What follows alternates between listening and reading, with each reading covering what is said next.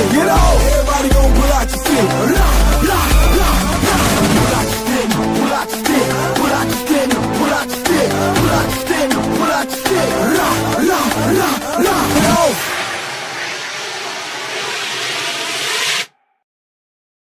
What's up, Kane Nation? We back in the building, man. Part 2 of this thing, man. We ready to rock and roll. We're going to get this thing going. 27 and climbing in the building. Make sure you hit the like, share, and subscribe button, as well as the notification bell. Also, tell 2 people about this channel right now. Me and Get Down Brown and the Kane Mobile headed on the road to 100,000 subscribers. We're only 55,000 away. So we got some work to do, and we got some miles to cover. So let's get to it. Let's talk about this, man. Yesterday, we talked about Miami Hurricanes. We talked about the pro day. Today, I want to kind of spend a little bit more time talking about spring practice. The guys that were on the phone last night, they was killing it, man. They stayed on that phone probably till about, I don't know, almost 1, 2 o'clock. I left them there. I think E. Brown fell asleep in there.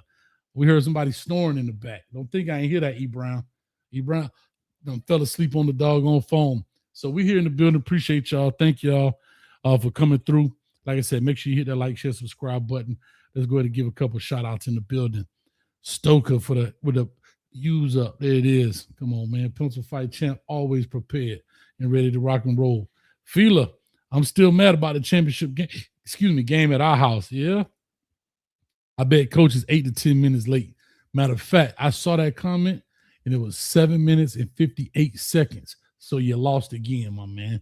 Talking about 8. Nope, not going to happen. Juan, Coach Hayes, who we got on the menu tonight in Hell's Kitchen? Who the chef? Me. Dade County Elite Battle League. What's up, man? How you doing, bro? How you doing, man? I ain't seen you in a while, man. How everything been, man? I know you had the Battle League down there. I believe Hurricane Zoe was telling me about it, if I'm correct, man. Shout out to you, brother. Yeah, it was some good talking last night. Matter of fact, you need to call in and talk about it. Shaka already on the line. I left y'all boys there. I had stuff to do. LNV, the producer, is in the building. Appreciate it. Thank you so much. As always, she back there working. OG Kane. Yo, coach, got you on big speaker at work. Man, turn that thing all the way up. Shout out to the homies at OG Kane work site. Let them know, man. Throw them U's up right now. Put down your tools or whatever you're doing and throw them U's up, man. Get Down Brown. Yo, what's up, coach? What's going on? That's right. Petty Pendergrass is in the building. There you go. And shop blessings everybody in the chat. Appreciate it. Let's get this thing going. Like I say, practice has already started. I got a guest coming on. He always got his ear to the street. He's supposed to give us some insight, some information. I'm not sure when he's coming, but when he is, he ain't always on time, but he always there when you call, if that makes sense. So shout out to my man. We'll get it going. But like I said, we'll open this up. Here go the usual suspects. They back already. You got Cali Mike in here, Get Down Brown, and Shaka already calling in here. I know anything is everything, a.k.a. Dub City, is in here. What's up, fellas? How y'all doing? We got Cali Mike, Get Down Brown, as well as Shaka in here a little bit. Talk to us, man. Hey, what's good? Get Down Brown in the building. So talk to us, man. Y'all had a good thing, and like I said, that's something we're gonna do in the Discord. So make sure y'all join that. I know LNV gonna throw that up there in the chat in a second, but we're gonna start getting more of these kind of conversations offline where we could be a little bit more free, some barbershop talk type, locker room type talk. So y'all get in there, and we could talk a little bit more free. I can give y'all maybe some inside stuff that I won't say online. Is Coach not keeping it real? Yeah, I'm keeping it real. I'm just putting it behind the wall, if you understand me. If you understand me. We got Dub City in the building. What's up? What you do is how you do it, Coach. I'm good. Somebody got to cut their background down just a little bit. Yeah, that's me, Coach. I'm turning everything down now. Hey, you know what? While he turning it down, Coach, let me turn it up right quick since I'm in the building. I want to talk about the unit in 2026 that I think can get us back to the natty. And I want to talk about them running backs. Okay.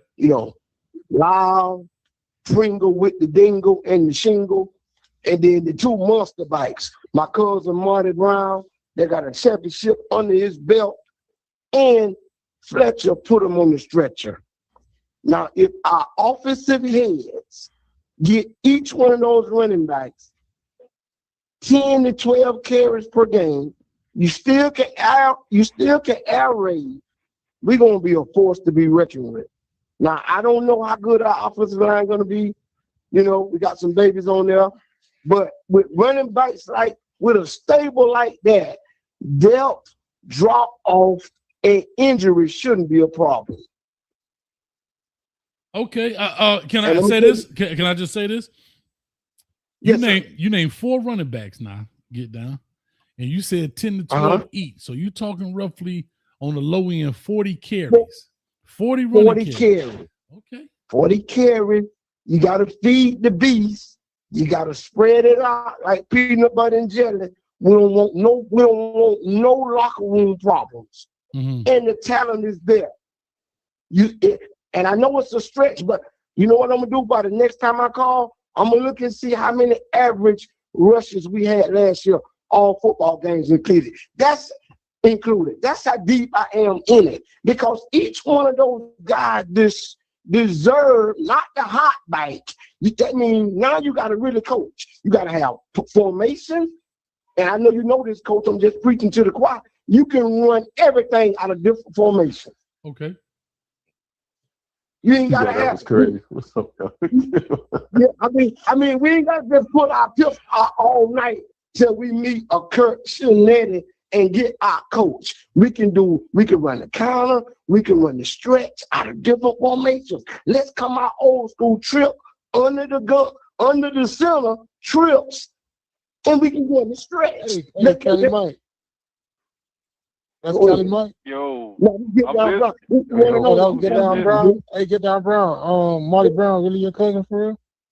He my cousin for real, like for real. All the Browns. I'm letting you ride, man. I'm letting you do your thing, but let me just interject this to you, man. I'm letting you know this. Get down, Brown.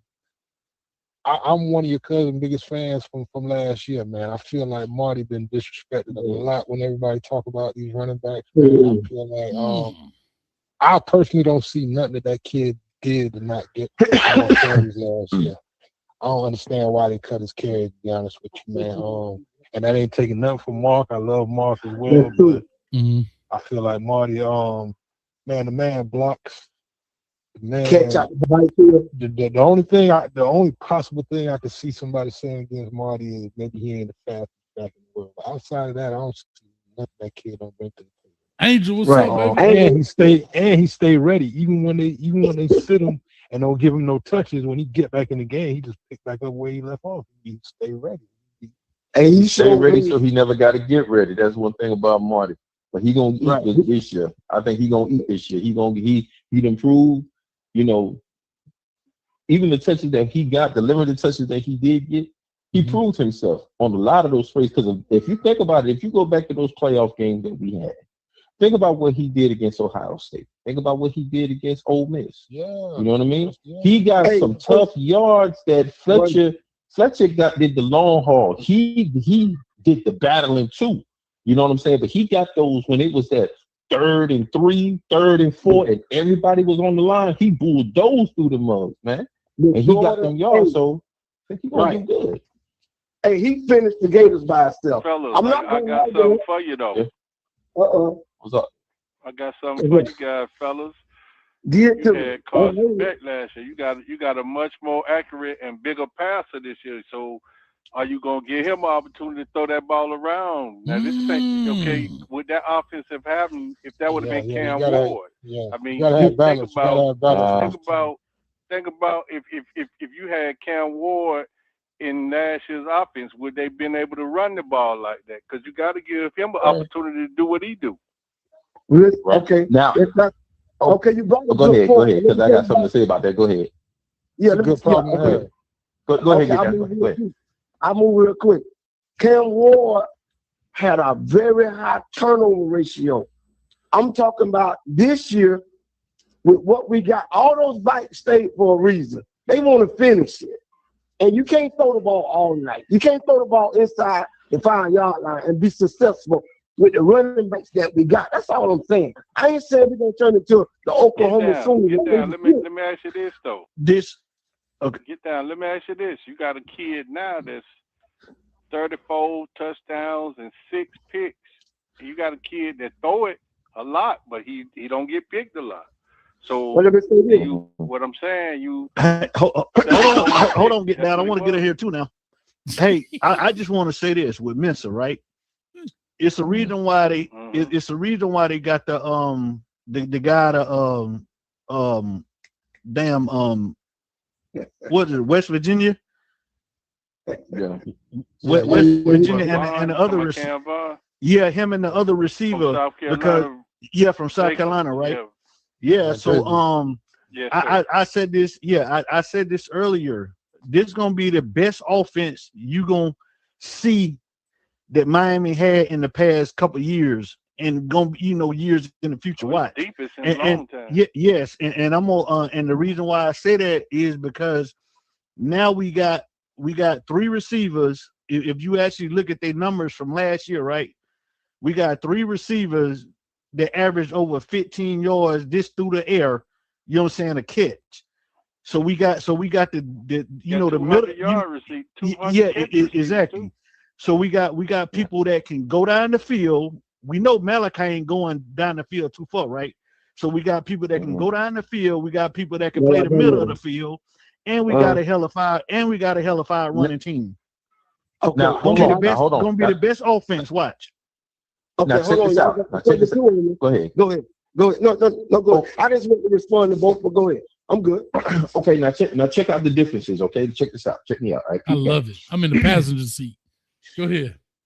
When Cam Ward, we got you, coach. We got you, coach. Check this out.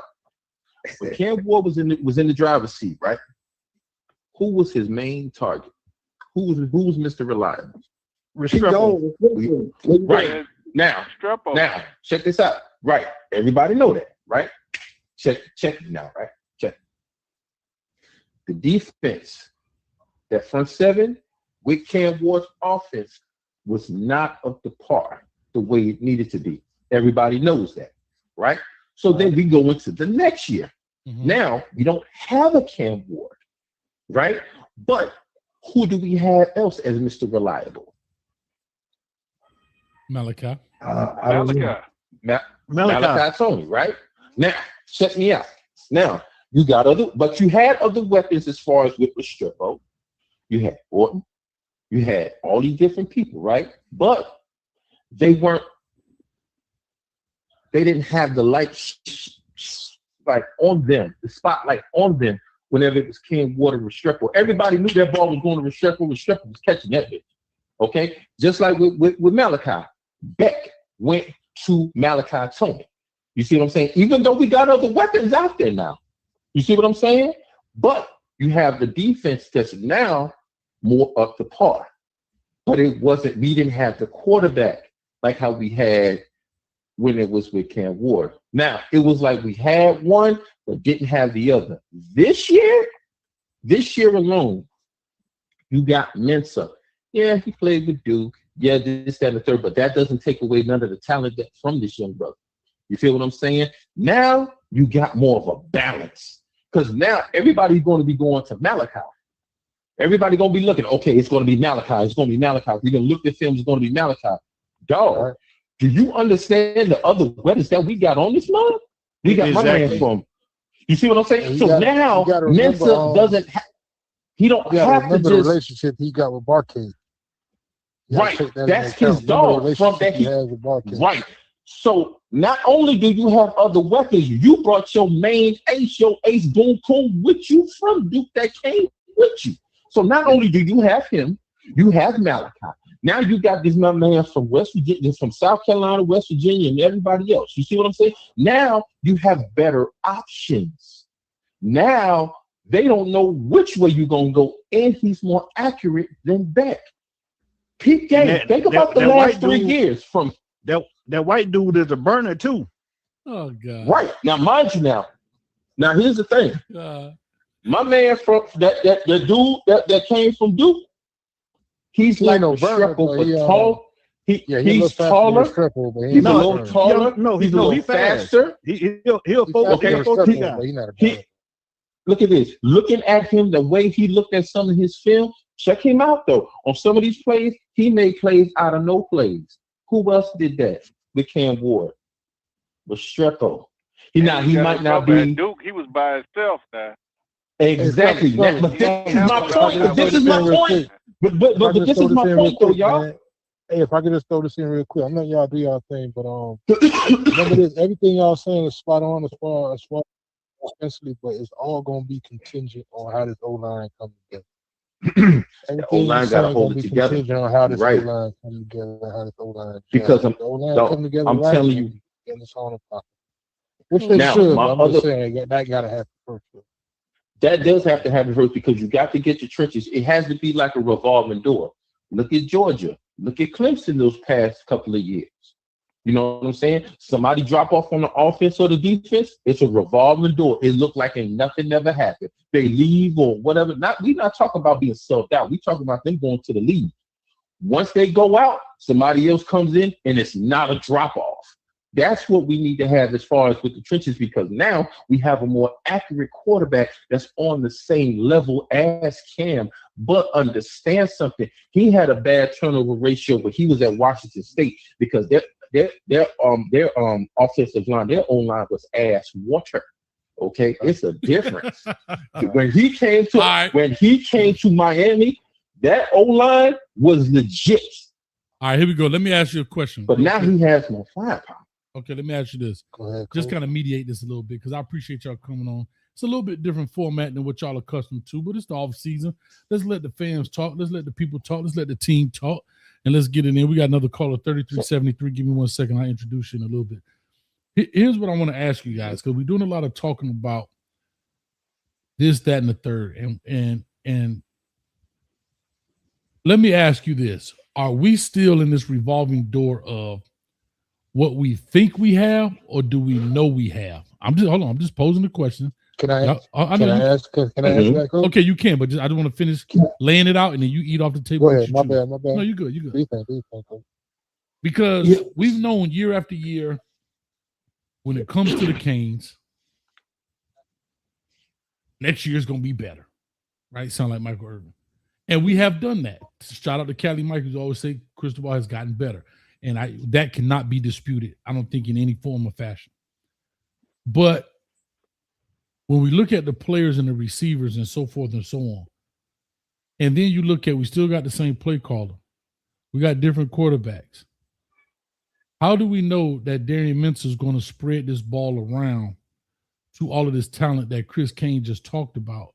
Or will he lock in on one set receiver, whether it's Malachi, maybe it's his former teammate. Well, you know, what's the guy named Barkey? Barkey, something like that. Right. I thought it was Bacardi. Bacardi. So with that being said, I'm just posing that question. Go ahead, Shaka. You say go first. Go ahead. No, I was gonna say, Coach. To your point. All right, I'll answer this that as quick as I can for you, Coach. I don't feel like I'm being what's the word?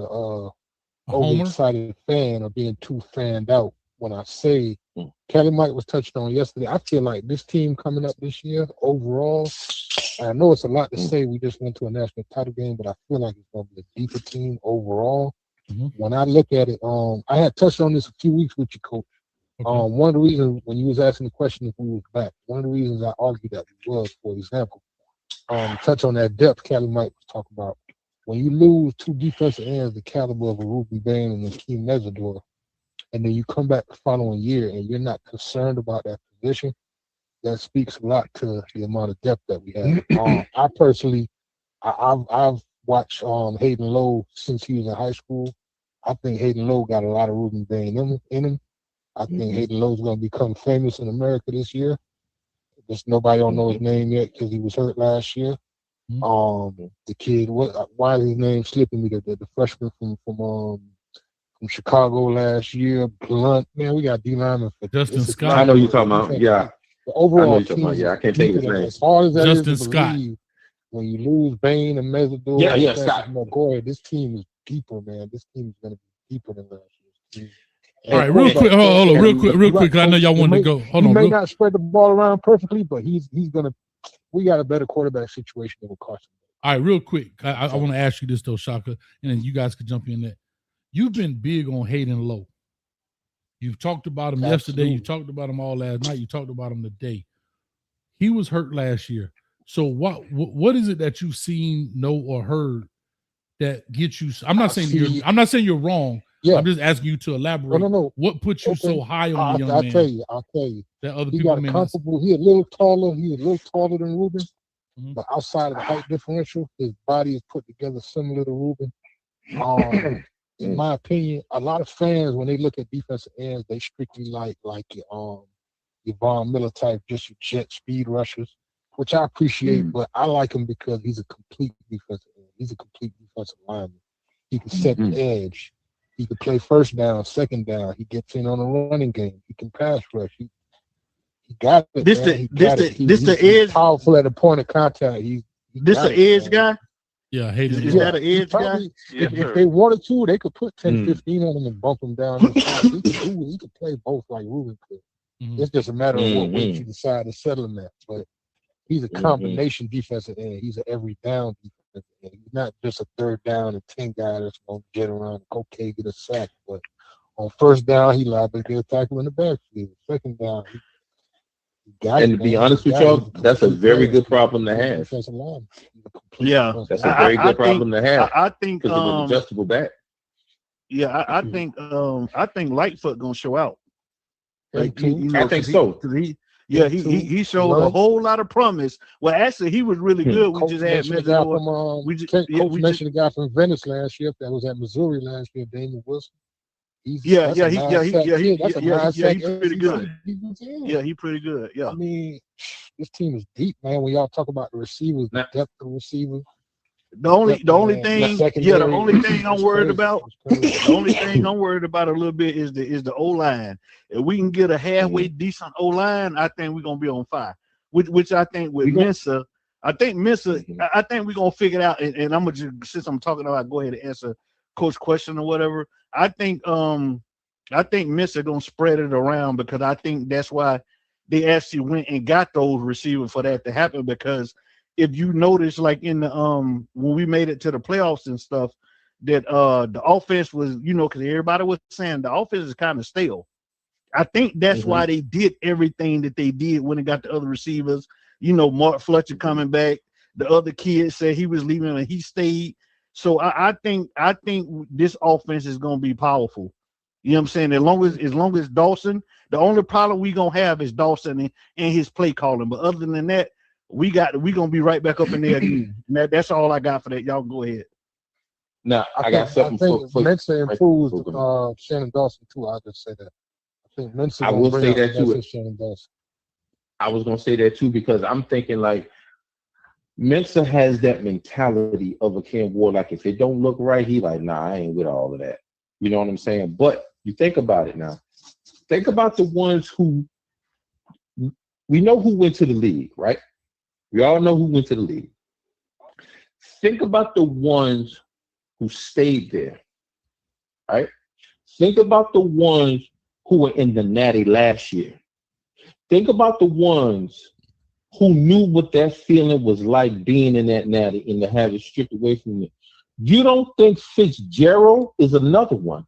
You don't think Fitzgerald has some type of way? He feeling some type of way? You don't think that some of these other guys that was in there, Blunt and the rest of them, Fletcher, Brown, all of them that played in these playoffs last year, you don't think they got something to prove? Dog, they lost on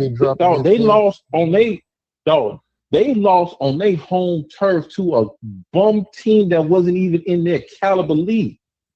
That wasn't even in their league, dog. For real. Let's just be honest. No disrespect to them, but all disrespect to them. You feel me? Because see, me personally, listen, you got a chip on your shoulder. This is reminding me of the Spurs. I'm just saying, when the Heat beat the Spurs, when the Spurs had them beat, they came back that next year and dominated. Yes, these are two different sports, but I'm talking about mentality-wise. Because remember, we weren't supposed to be there. We were going to lose to Texas A&M. but we didn't. We were going to lose to Ohio State, but we didn't. We were going to lose to Ole Miss, but we didn't. We got to the national championship and we fell short of a couple plays. Now we have that mentality of everybody trying to get back to that point. And everybody's trying to sit there and trying to eat. And they are going to be to the point, I feel, they are going to be letting these people lay off. Listen, y'all seen on TV. You know what I'm saying? Y'all seen what it was. I mean, y'all seen what it was with us on TV. Y'all seen what it was. Y'all was there in the stands. Y'all were there, even the ones who didn't play. Y'all know what it was. Y'all know what it felt like. Gotcha. Think about that feeling of how we lost when we was defeated. We don't never want to feel that again. So now we're going to work. I got you. And we're going to eat. All right, real quick. It's going to be a problem Fellas, this year. let me tell y'all something. Fellas, let me tell y'all Wait, something. quick, Callie. Let me get History 733. repeats itself. Get Down can verify this for y'all. In 1986, we had Michael Irvin. We had a lot of cats that could have turned pro in 86. They didn't. You know why? We lost to Penn State. We lost on. We was way better team. Shane Conlon kept throwing picks, and they made him look like a superstar. Man, we came back. Them jokers, some same team came back in '87 and won it all, bro. If you follow the Canes, this is so much. It reminds me of the old days, man. And it's crazy how the similarities. Jimmy Johnson, he got better every year. He was 8-5, 10-2, 11-1. Then he went 12-0 and won the championship. And he lost in the championship to Penn State. And we lost to Indiana. We was a better team. It's the same way, man. And we brought back cats that could have left. Fletcher could have left. Mark Moulton could have left. You know, we had several guys that could have walked out the door. They stayed. That means a lot. All right. Because now you have the mentality in that room there, Coach. Think about it. I got you. You got that mentality in there. You don't never want to feel that way of defeat. And it's not that you lost at the national championship. You lost at home. You lost at interject, home. Coach, but I know you want to narrate this thing a little bit. Yeah, no, we good. Real quick. E. Brown says, Coach, much respect and apologies to you for the disrespect displayed on your show last night. Hey, Coach, I want to say something, Coach. Hold on. Let me get it here, Coach. Hey, E. Brown, I'm going to tell you this, my brother. Call 1-800-CPAP. I need you. Because your ass need a CPAP. Damn. You was snoring. Hey, hold on. E. Brown was snoring so last night on the phone with us, then went to sleep while we were talking. All we heard was. Hey, I That's thought what he was. you need, my Hey, brother. can I tell you this? I thought E. Brown was in there wrestling a bell. You know what I'm saying?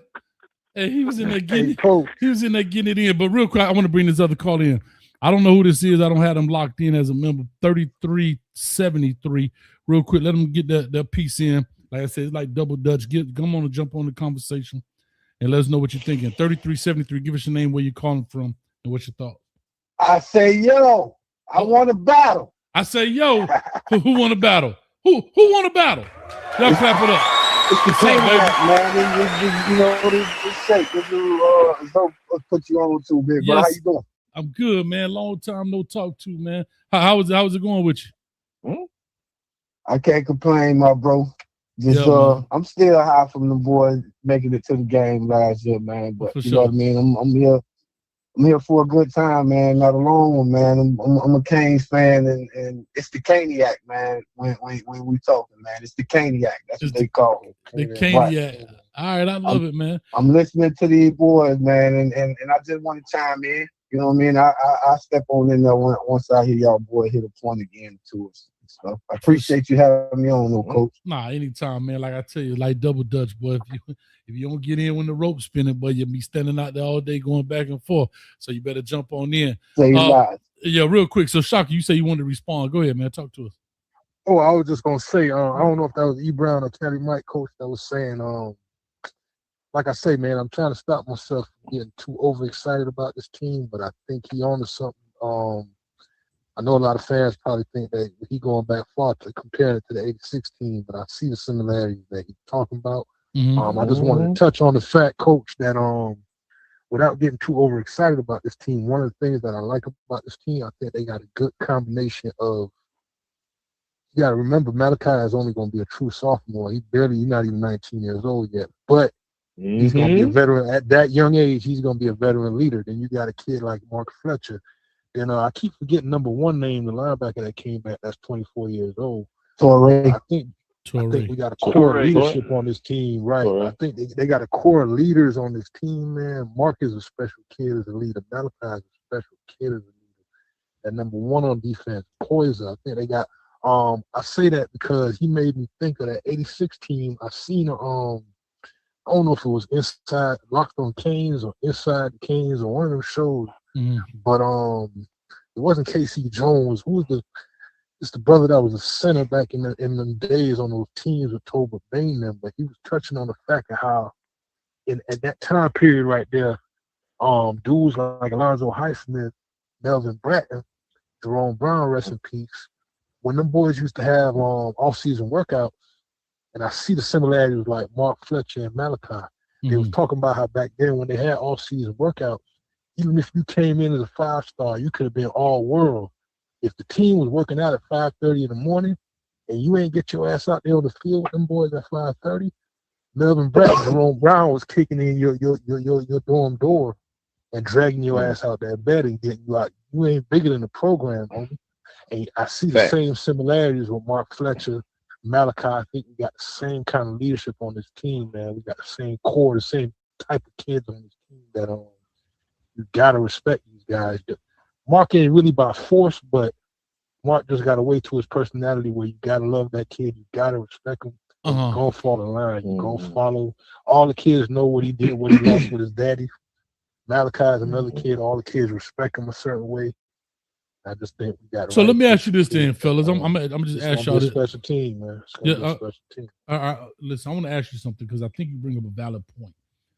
You know, I said in the other show that one of my easiest years ever coaching was when players policed themselves, right? Exactly. But we had to get them there, right? As coaches, you have to get them there. In today's football, you know, everybody, I'm gonna just call it a snowflake era, if I could use that term. You know, coach yelled at me or whatever. Do you think? Oh my God! I know, but do you think that Coach Cristobal, being an old school guy, being the tough guy, the grinder, do you think he's approaching coaching this team in an old school way, or do you think he has modified that in some form or fashion? Because sometimes you gotta change with the player. You know, these guys, like I said, back in those days, we like to use back in the days. I mean, they weren't stars at that time, but I get what you were saying, top players. But they also didn't have the social media accolades that they have today. They didn't have a 247 on 3 blowing them up. They didn't have a 7-on-7 where they go on a world tour and everybody and their mama talking about them.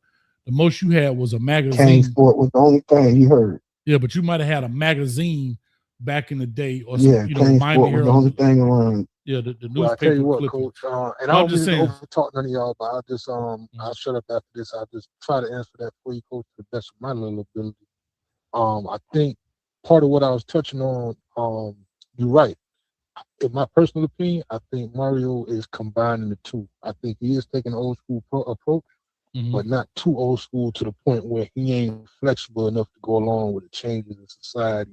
He letting these kids be who they are in these times, but still keeping a hold on the reins and keeping a certain level of discipline old school way at the same time. And I also think, to the point I was making a few minutes ago, even though it's a new day and time, and you're right with the social media impact and all that, but because of the kind of kids that I refer to as far as being the core of the leadership, when I listen to Mark Fletcher talk, man, that kid got such a level of humility to him, man. Malachi Tony, even though he's in 2026, these kids are throwback kids in a certain way. They modern kids, but in a certain aspect, they got a throwback style to their personality. I touched a couple weeks on you, Coach, when I called you. I touched on how I seen De La interview on with your boy Street on Footballville, and you know, I challenge people to check that out. From me hearing De La's story, I never met De La, man, but a lot of dudes got a sad story about what they've been through. But De La, he been through more than most people who say they've been through a lot, coach. And I could tell that he imparted certain things.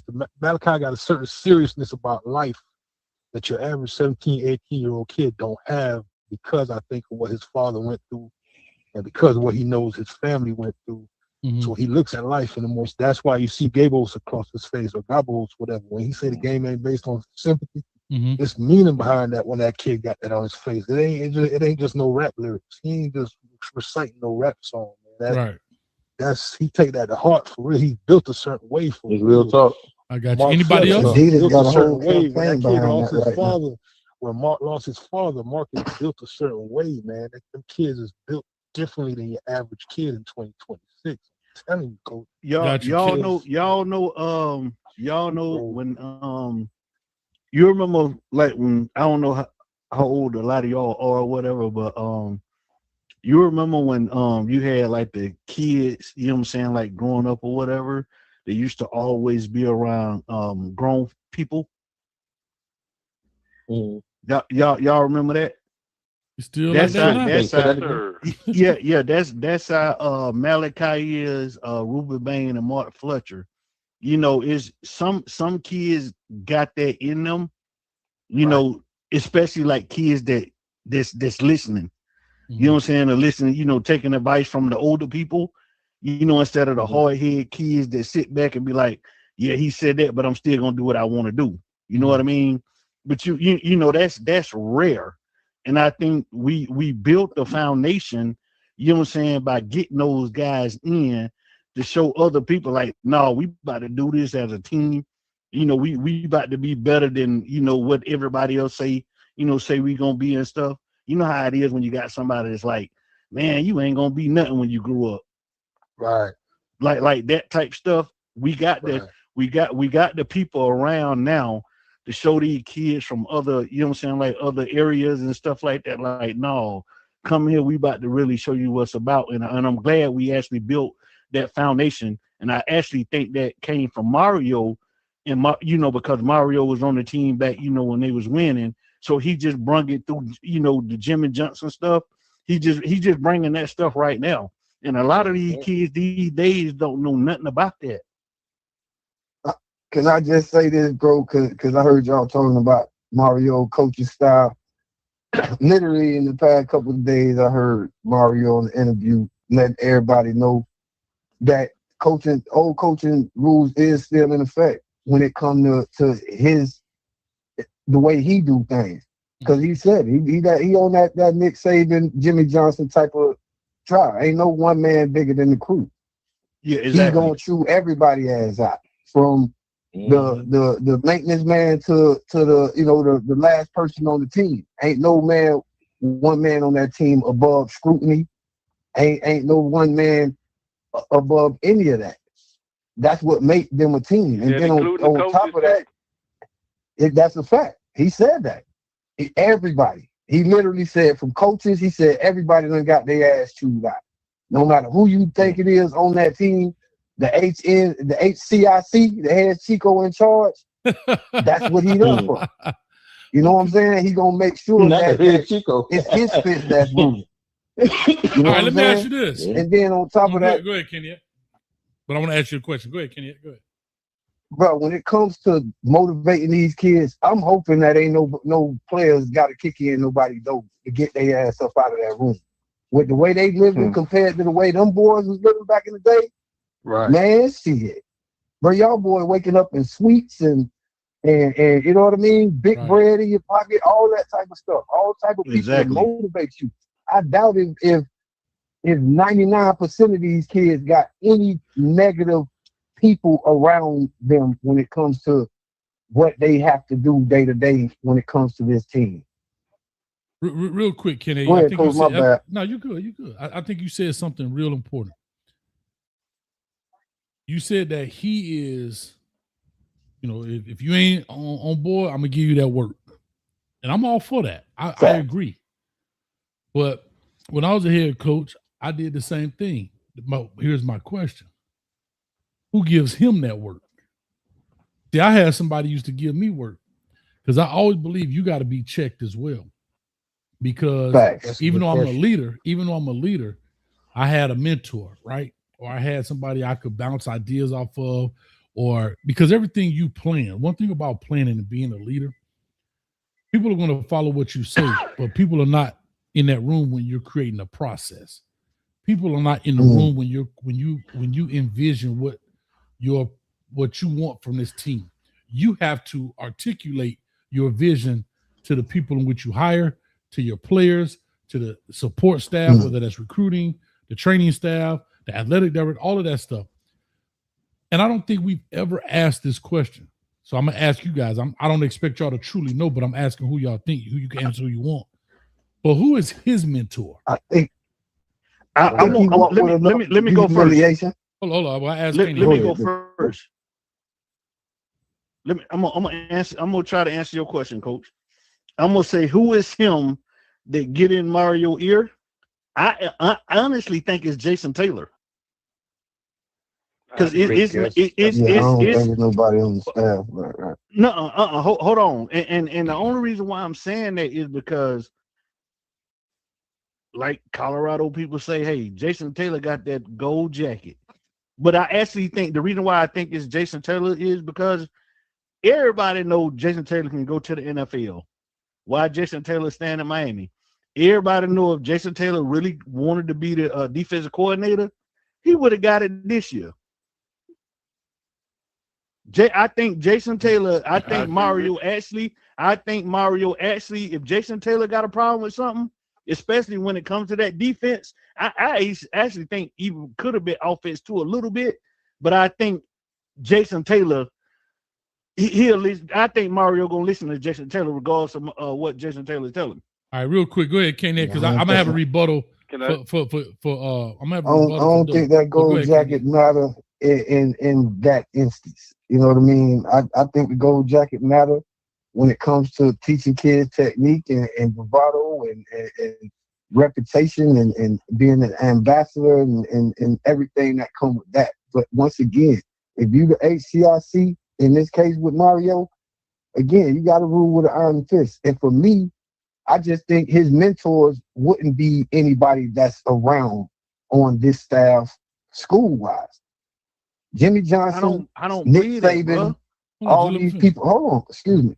All these people that he done coached under, that he done grow respect for, that he will tell you that are a part of his DNA coaching-wise. I think those are the people that keep him grounded. I think if he make a mistake, I think if he get a text from Jimmy Johnson or Saban or one of them boys who we respect, I think those are the type of people that keep him grounded. You know what I mean? Because in his case, now let me say this. We got him because he can dictate to an AD and not be dictated to. Go ahead, let me say this real quick. Hold on. Let me say this just real quick. Hold on, bro. Hold on. Let me say this just real quick. The reason why I don't believe that is because Mario been in Miami for 4 years. If it would, when did everything change? Everything changed when Jason Taylor got there. Now I understand he might ask Nick Saban them questions or whatever, but you don't think if they was gonna be doing what they doing now? He been there for 4 years. What happened to the first? Bro, y'all acting like Jason Taylor been a coach in college before, bro. It's not about being a coach before. I guarantee you, is what he brings to these players. Watch this. I guarantee you, Mario, I guarantee you. No, that ain't what coach. That wasn't the question. That was not the question. Yeah, you just said who could check Mario Cristobal. Jason Taylor. Okay, well, hold on. Because why do you think that when he could be? I love Jason Taylor, but he could be replaced, my brother. Yeah, but hold on. If he gets sick today, you still gonna have to replace Jason Taylor and go at a high level. You think Mario gonna sit around and cry if Jason Taylor leaves? No, you're gonna try to get somebody in there. Well, he damn sure did everything to keep him there. 5 the You whole supposed defense to. goes. Okay, But hold now on. who You stays? supposed to. Dub, hold on. If y'all don't, let me just take a quick stab at it real quick, y'all. I think y'all both right to a certain extent. I think I can't say Jason Taylor is the person checking Mario, but I think Jason Taylor can get in his ear and he'll respect his opinion. Again, yes, I I agree. think I think he does probably call on people like Jimmy Johnson here and there when he in doubt.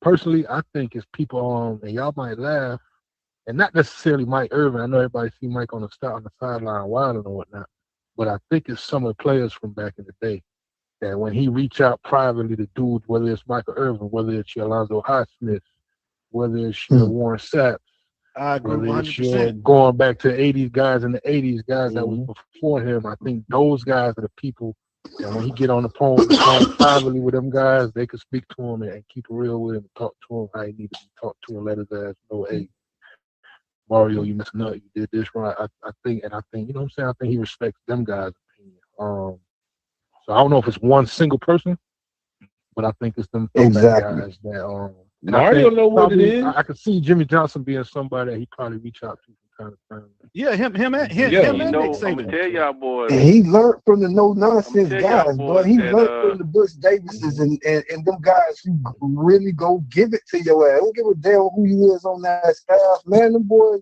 they go, you know what I mean? They done been into it with some real ones. So he definitely would respect somebody like Nick Saban who don't have a horse in the race. He gonna come to Mario and be like, bro, you fucked up. Excuse my French. Right. He ain't gonna be sugarcoated to Mario. Jimmy Johnson the same way. Just like they coach all up and down the sideline. They ain't give a damn who they gave it to.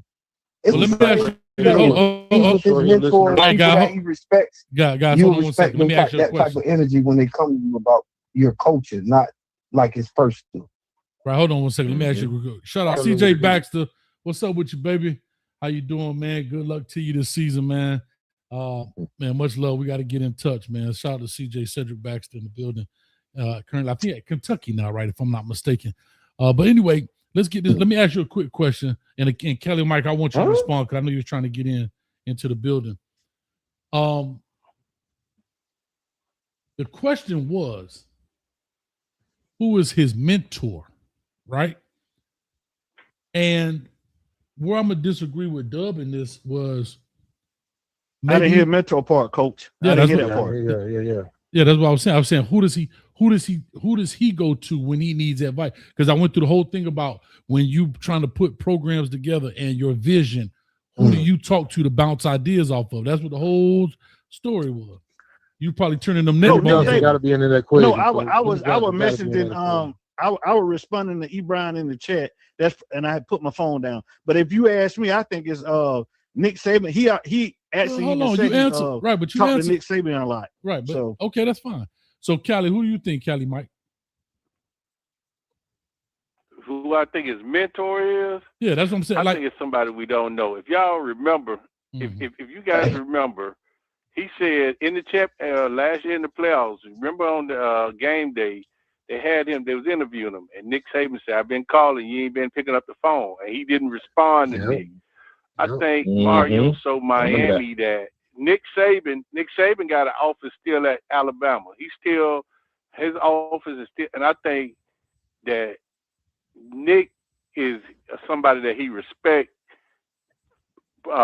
immensely, but I don't think that's his mentor. I think he will listen to Nick to a point, but if that's the case, I think Jimmy got more influence. Jimmy Johnson. Exactly. He's Coach Mario. Yeah, bro, this man worked for a dude that has I didn't know college national championships. I didn't know Nick Saban still had an office in Alabama, but since you said that, I'm gonna go with Jimmy Johnson too. Nick Saban is Alabama, man. Nick Saban is Alabama. You know he got office there. You don't got care car if Nick Saban dealerships coached there. on the moon, bro. If that's your mentor, the guy that won the most national championships ever, like it's an issue with that. Man, I don't count them championships. He's Miami. He's Miami, man. No, you don't count. Okay, I get it. So here's what I'll say. They ain't start winning them championships until they signed their deal with ESPN. Oh God. Anyway, listen, we ain't going to the conspiracy court. Exactly. Man, what we doing? Here's what I'm gonna say. I'll say that. I'll just say this quick. All right, you're right. I'll say this real quick. I don't know who his mentor is. I don't. But what I will say is, I do think it is a former coach. I do think he talks to different guys, but I'm talking about that mentor, not a guy you ask advice from. I believe he may ask advice from Nick Saban about certain things, but I don't think that's his mentor. I don't think that it could be Jimmy, maybe even Butch. And shout out to the Cranes Chronicle. He brought up a good guy in Greg Schiano, who's at Rutgers. He worked with him. He worked with him at Rutgers for a couple of years. Yeah. You have to remember, just because your mentor doesn't have to always be the GOAT. You understand? Yeah, right. You can have right. Coach, it could be Art Kehoe. Remember Art Kehoe, the O-line coach? Some boys, Art Kehoe was his O-line coach. Could be Art Kehoe. So when you start, when you talk about mentors, it could be any of them. Right, but that's what I'm saying. That's a good answer right there. Kehoe is like it could be a plethora of people. It could be a plethora of people. It could be a collection of certain people that you go to for certain situations, for certain things. Right. For certain things, maybe it could be stuff that he's talking about on the field, off the field, how to prepare for stuff in the off season, how to do things to get ready for this season. You don't know. That's what I'm saying. So that's why I asked the question. I didn't think anybody knew the answer, right? I don't think anybody knew the answer. I just wanted to see what people were thinking in that sense. Right. And to my point, my whole point was that would be interesting to find out, because a lot of people can always say, you normally don't find this out till later. But a lot of people will find out that, yeah, man, when we was making that such and such run, you know what I mean? I remember I used to call, I would call Coach K, you know what I mean, over at Duke, and we would have long talks. So you just heard Peyton Manning. I'm sorry, you heard Tom Brady talking about, man, I got with Peyton Manning, this, that, and the third, blah, blah, blah. And you'd be surprised sometimes who you get with in order to learn different stuff, man. And some guys that you think are enemies are actually friends. You know what I mean? So it's just interesting. It's interesting to find out. Hey, Coach, I got a question for you, Coach. Mm-hmm. Coach, you ready? Yep. Coach, can you hear me? Surely can. Yeah, my question to you is, because E. Brown just brought up a good point in the chat. He said, Coach, they're disrespecting you again. Please push the mute button. So my question to you is, hold on. So my question to you is, I've been rocking with you. I've been riding with you. Why you mute me last night in the middle of a sentence that was so disrespectful? but hold on. Let me get the rest of it out. And I rock with you. You know I rock with you. But no, watch this. But damn Rob from damn Texas calling and disrespect you all the time, and you ain't mute him not one time.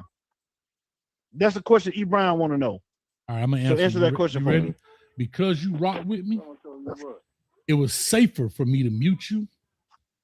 Because what's gonna happen, unlike Rob, I always put him in the kitchen in a barbecue, right?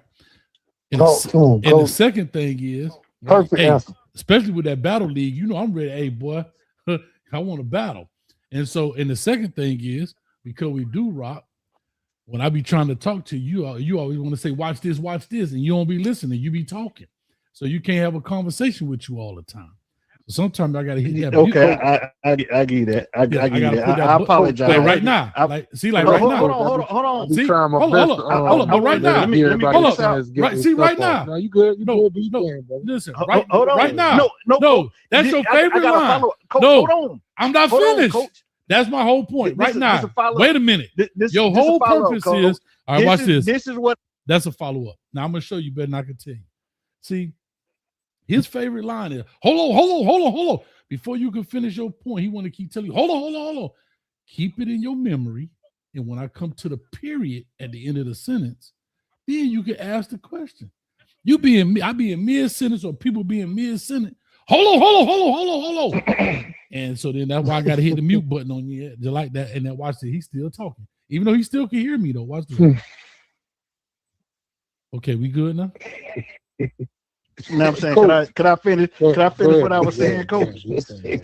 Just one second. Just 1 second. Just 1 second. I'm gonna say what I said last night, and this what I told the group we was talking last night. I said, and this the bet. I said, anybody want to bet that, because we was talking about Indiana and stuff last night. Anybody want to bet that Indiana do not make the playoffs this year? I would bet you, and if I win, the money go to Coach Hayes. Mm-hmm. So you got to pay Coach Hayes. But if I lose, I will pay you. Everybody put your bet in right now. That's fine. Whoever want to bet that. Yeah, who said they want to bet? Man, the boys ain't got no quarter. They ain't got those in this. No. I thought somebody said they want to bet. Take that bet, but Hey, cool. I'm gonna be honest with you. I mean, to be honest with you, I really don't give a damn. Neither. As long as the Canes make it to the playoffs, that's what I'm saying. I don't. But see, I don't care either. We just had a guy talking about how good he think Indiana gonna be this year, and we were like, man, this shit was a fluke. Come on now, see. Okay, I don't want to get in Indiana. Listen, bro. I don't want to get in Indiana talk. That shit gonna look too. I don't want to get in Indiana talk tonight. But to say Indiana was a fluke, come on, dog. That you fanned out right now. That's fandom, dog. That's to say there was a fluke, and they did it 2 years in a row. It wasn't a fluke. You know what I'm saying? Coach, let me just say this to you real quick, Coach. Talk to me. I seen your little fan with that comment on the screen just now about verbal exchange class for dummies. For the record, man, I may not be perfect with it, Coach, but I be trying to bite my tongue and let everybody get their little talk off and shut my mouth here and there. I try my best, Coach. I try my best. No, but he wasn't talking to you. He wasn't trying my best. He wasn't talking to you. I'm trying my best to let it. No. I'm just saying. I'm just saying. I'm just trying to let everybody get their little stuff off. But see how that worked? You say something, and there's a party. But see, what people got to understand, and this is why these kind of shows are hard to do sometimes.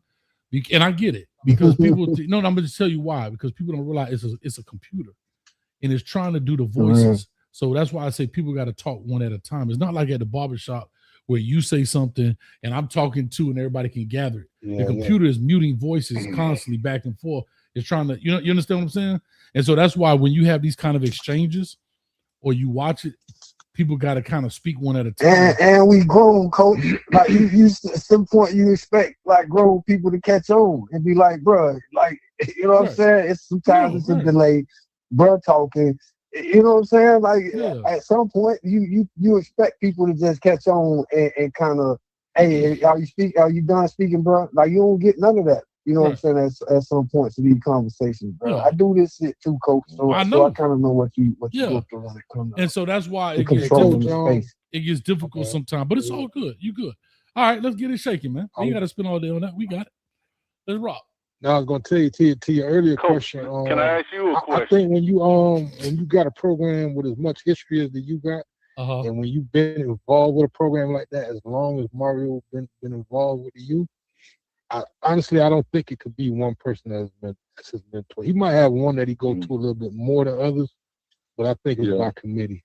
I think he probably listen to dudes like Ray Lewis. I mean, you got Hall of Fame caliber dudes that he got relationships with, man. You got to take their input. If Ray Lewis telling you something about what you're doing, you kind of got to listen, man. If Warren Sapp telling you something, you kind of got to listen.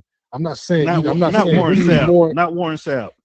You can take you can learn something from anybody, man. You could take something from any of them. I'm not saying he's his mentor, he's his daddy, but I'm sure there's things more that Warren could tell him as far as, for example, on the line of scrimmage. Warren got a lot of insight on that line. There's things Warren could say that you could get something from that man. You could get something from Ray Lewis. You could get something from Michael Irvin. You could get something from all these dudes, man. So I don't think I think it's by committee. I think it's by committee. I'm not saying he gonna sit there and take every word Warren Sapp say to art or whatever. I'm not saying that. Right, but there's things he could, 100%. But I think we're going. And Mike, I'm gonna come to you second. But I think we're thinking too broad, right? I'm not saying that people can't learn from any and everybody, right? I was just simply saying.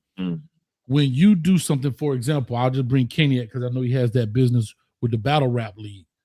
I know there is a person when you are sitting in your house or your room or your office, wherever you are, and you're thinking of new ideas for your business, there's that one person you like to run ideas by because maybe they've been through it, maybe they've gone through it, they've been through the success and the failures of it. They can give you some insight. I'm not talking about what you can learn from Arsenal or something. Yeah, but you may not run stuff by Arsenal. You get what I'm saying? But we're talking about if you had a chance to sit down and talk with Smack or talk with somebody else from these different rap leagues. Those guys I'm speaking of, not necessarily the talent, but maybe a producer of a show that we don't know.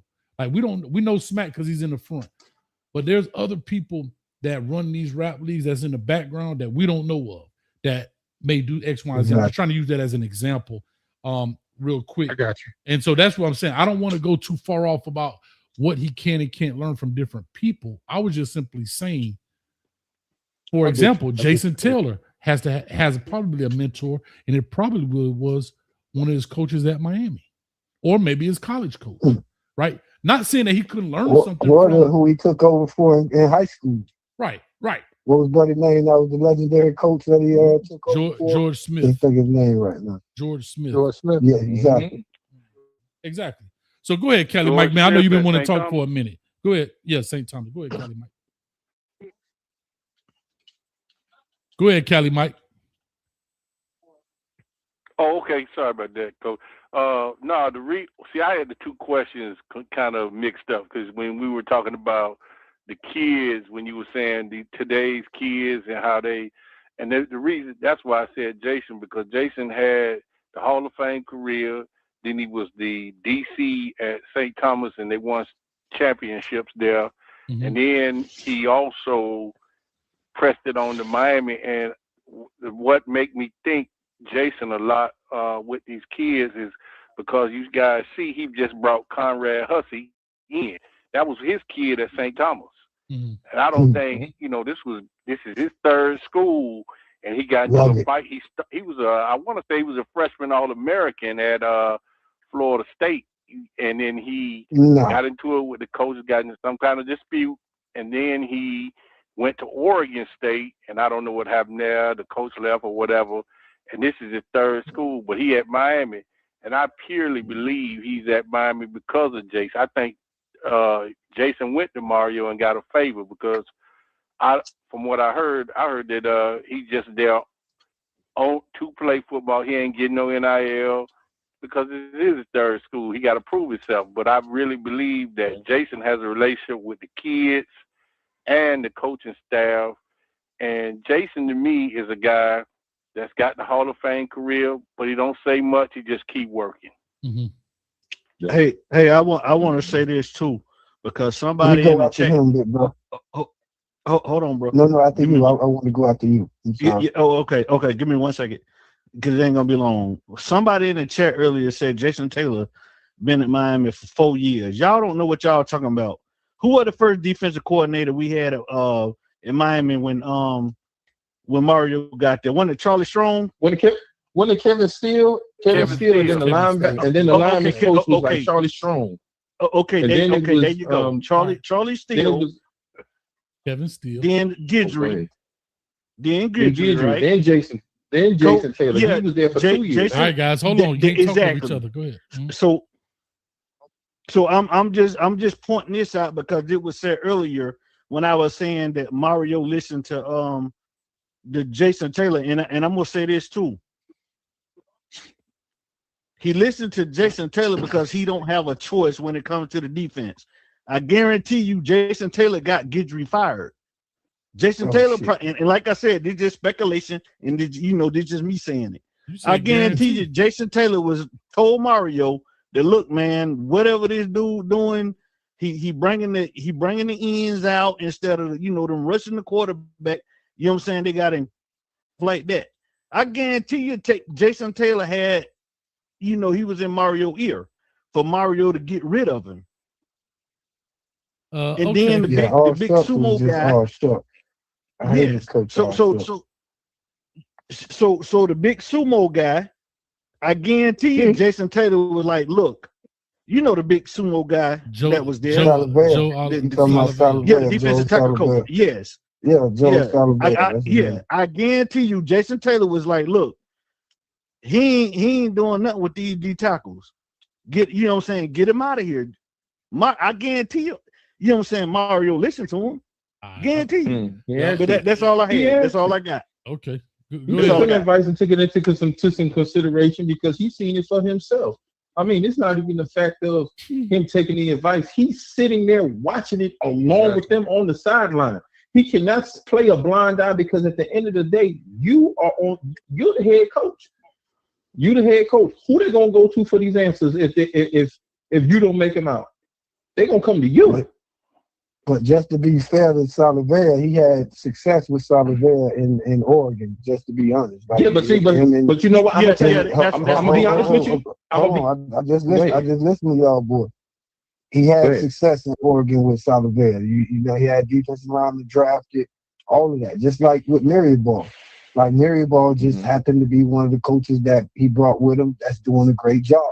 So in that instance, you can't blame them for bringing people who they comfortable with. You know what I'm saying? So in that instance, it was naturally like happening. Like everything that we got going on, like kind of organically happened, my bro. It's like the defensive coordinator shit. Like we all saw the same thing, bro. All the way until the point where it swelled and now we got what we're supposed to have. Same thing with the offense and all that kind of shit.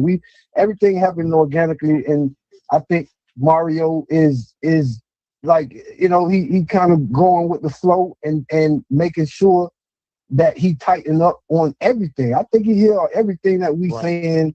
You know, it'd be echoed by a lot of people. So I think he get it, bro. So I think that's why we get everything we get when we get it.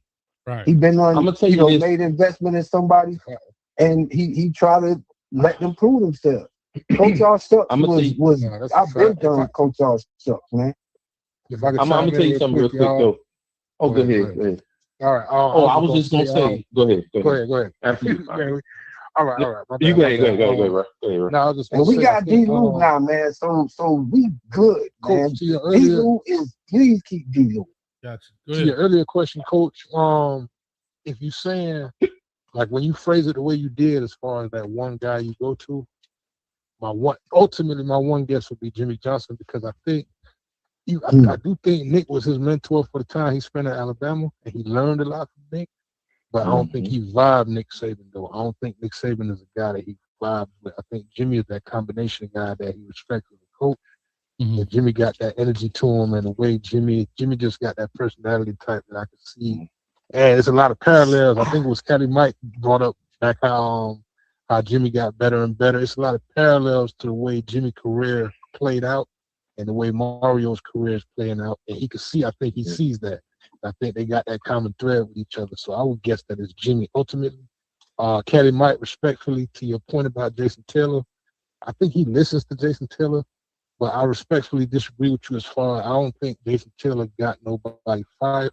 I think the results on the field spoke for themselves. Oh, no, I didn't say that. That's what got. No, I'm not saying. He I'm said not. Dub City. Dub City. I don't know who said it, but Dub City. Okay, my bad. I disagree with that particular point because I think the results on the field is what dictated that man getting fired. The fact we couldn't set an edge when Cam Ward was here.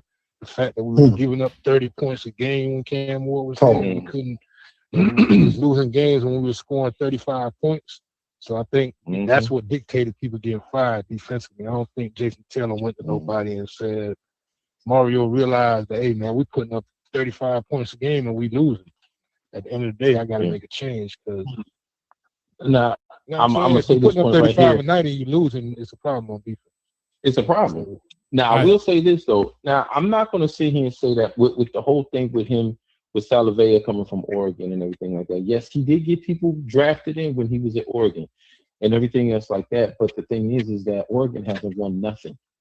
So whatever they get is whatever they get. They ain't never won a national championship, never did anything. They all, like I've always said about Oregon, and I'm going to leave it at this, and I ain't going to say nothing else more about it. Those are the best dressed. That's the best dressed team for their funeral. They are fresh to death when they get ready for their funeral. Do you understand me? They got their suits picked out. They got their helmets picked out. Their pads picked out. They got about 450 million different combinations of a uniform. But at the end of the day, when they lose, that's all they can show for it. Damn, he looked good in them threads when he got his ass whooped. Damn, they look good though. But they got that nice uniform. We just got in the playoffs after 3 million years, man. And we talk about people who've been in the play. Man, I don't want to do that. I'm gonna let y'all do it. But listen, but it's not that though. Like they done did what they did, and while Mario was there, Mario did what he did, bro. Like they had more success than us recently. I get it. Like I'm 50 years old, my brother. So I done seen pretty much all the history of winning, losing, all of it. So when it comes down to like recent history, at some point we got to keep it 100, bro. Like you got to make sure that you give everybody credit for what's going on, bro. Again, I get it. He won with Salavea. Like in his career, he won with Salavea. So once again, it organically went to us getting who we needed. D-Lou. Somebody who come in here, murder, that's him. And y'all hear Al Blaze coming down the hallway, that's D-Lou back there saying murder. And that's what attitude he brought to this shit when he took this shit over this year. So, again, bro, like Mario been doing for this program what he has thought was right, bro. We needed a CEO from him that's going to put people in position to do what they do best for him as a general. And that's what we got, bro.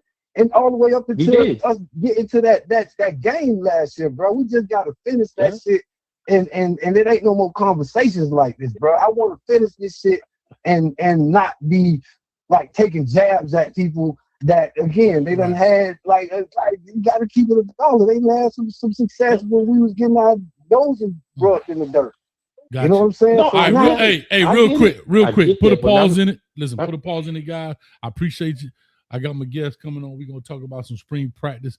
Y'all can either hold on the line. If not, we'll open it back up however you want to do it because y'all can hear the show from there if you like. Big plus, Coach. Y'all do me a favor, man. Y'all get on the disc. I'll hold on. Long as I don't get muted. I'll hold on. Listen, y'all can hold tight.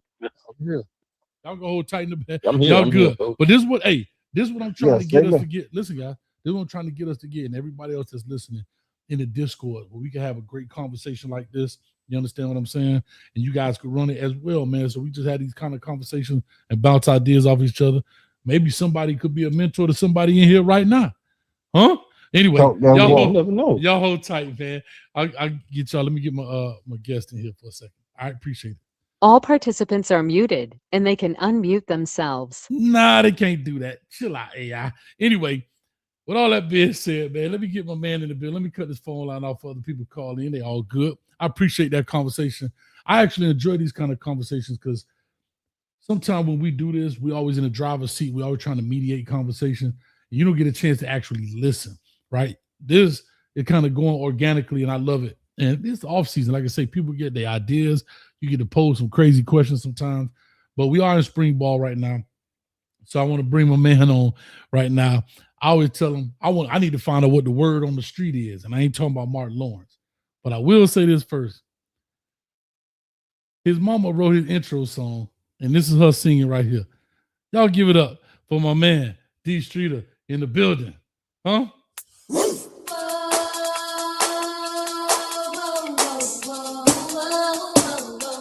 Huh?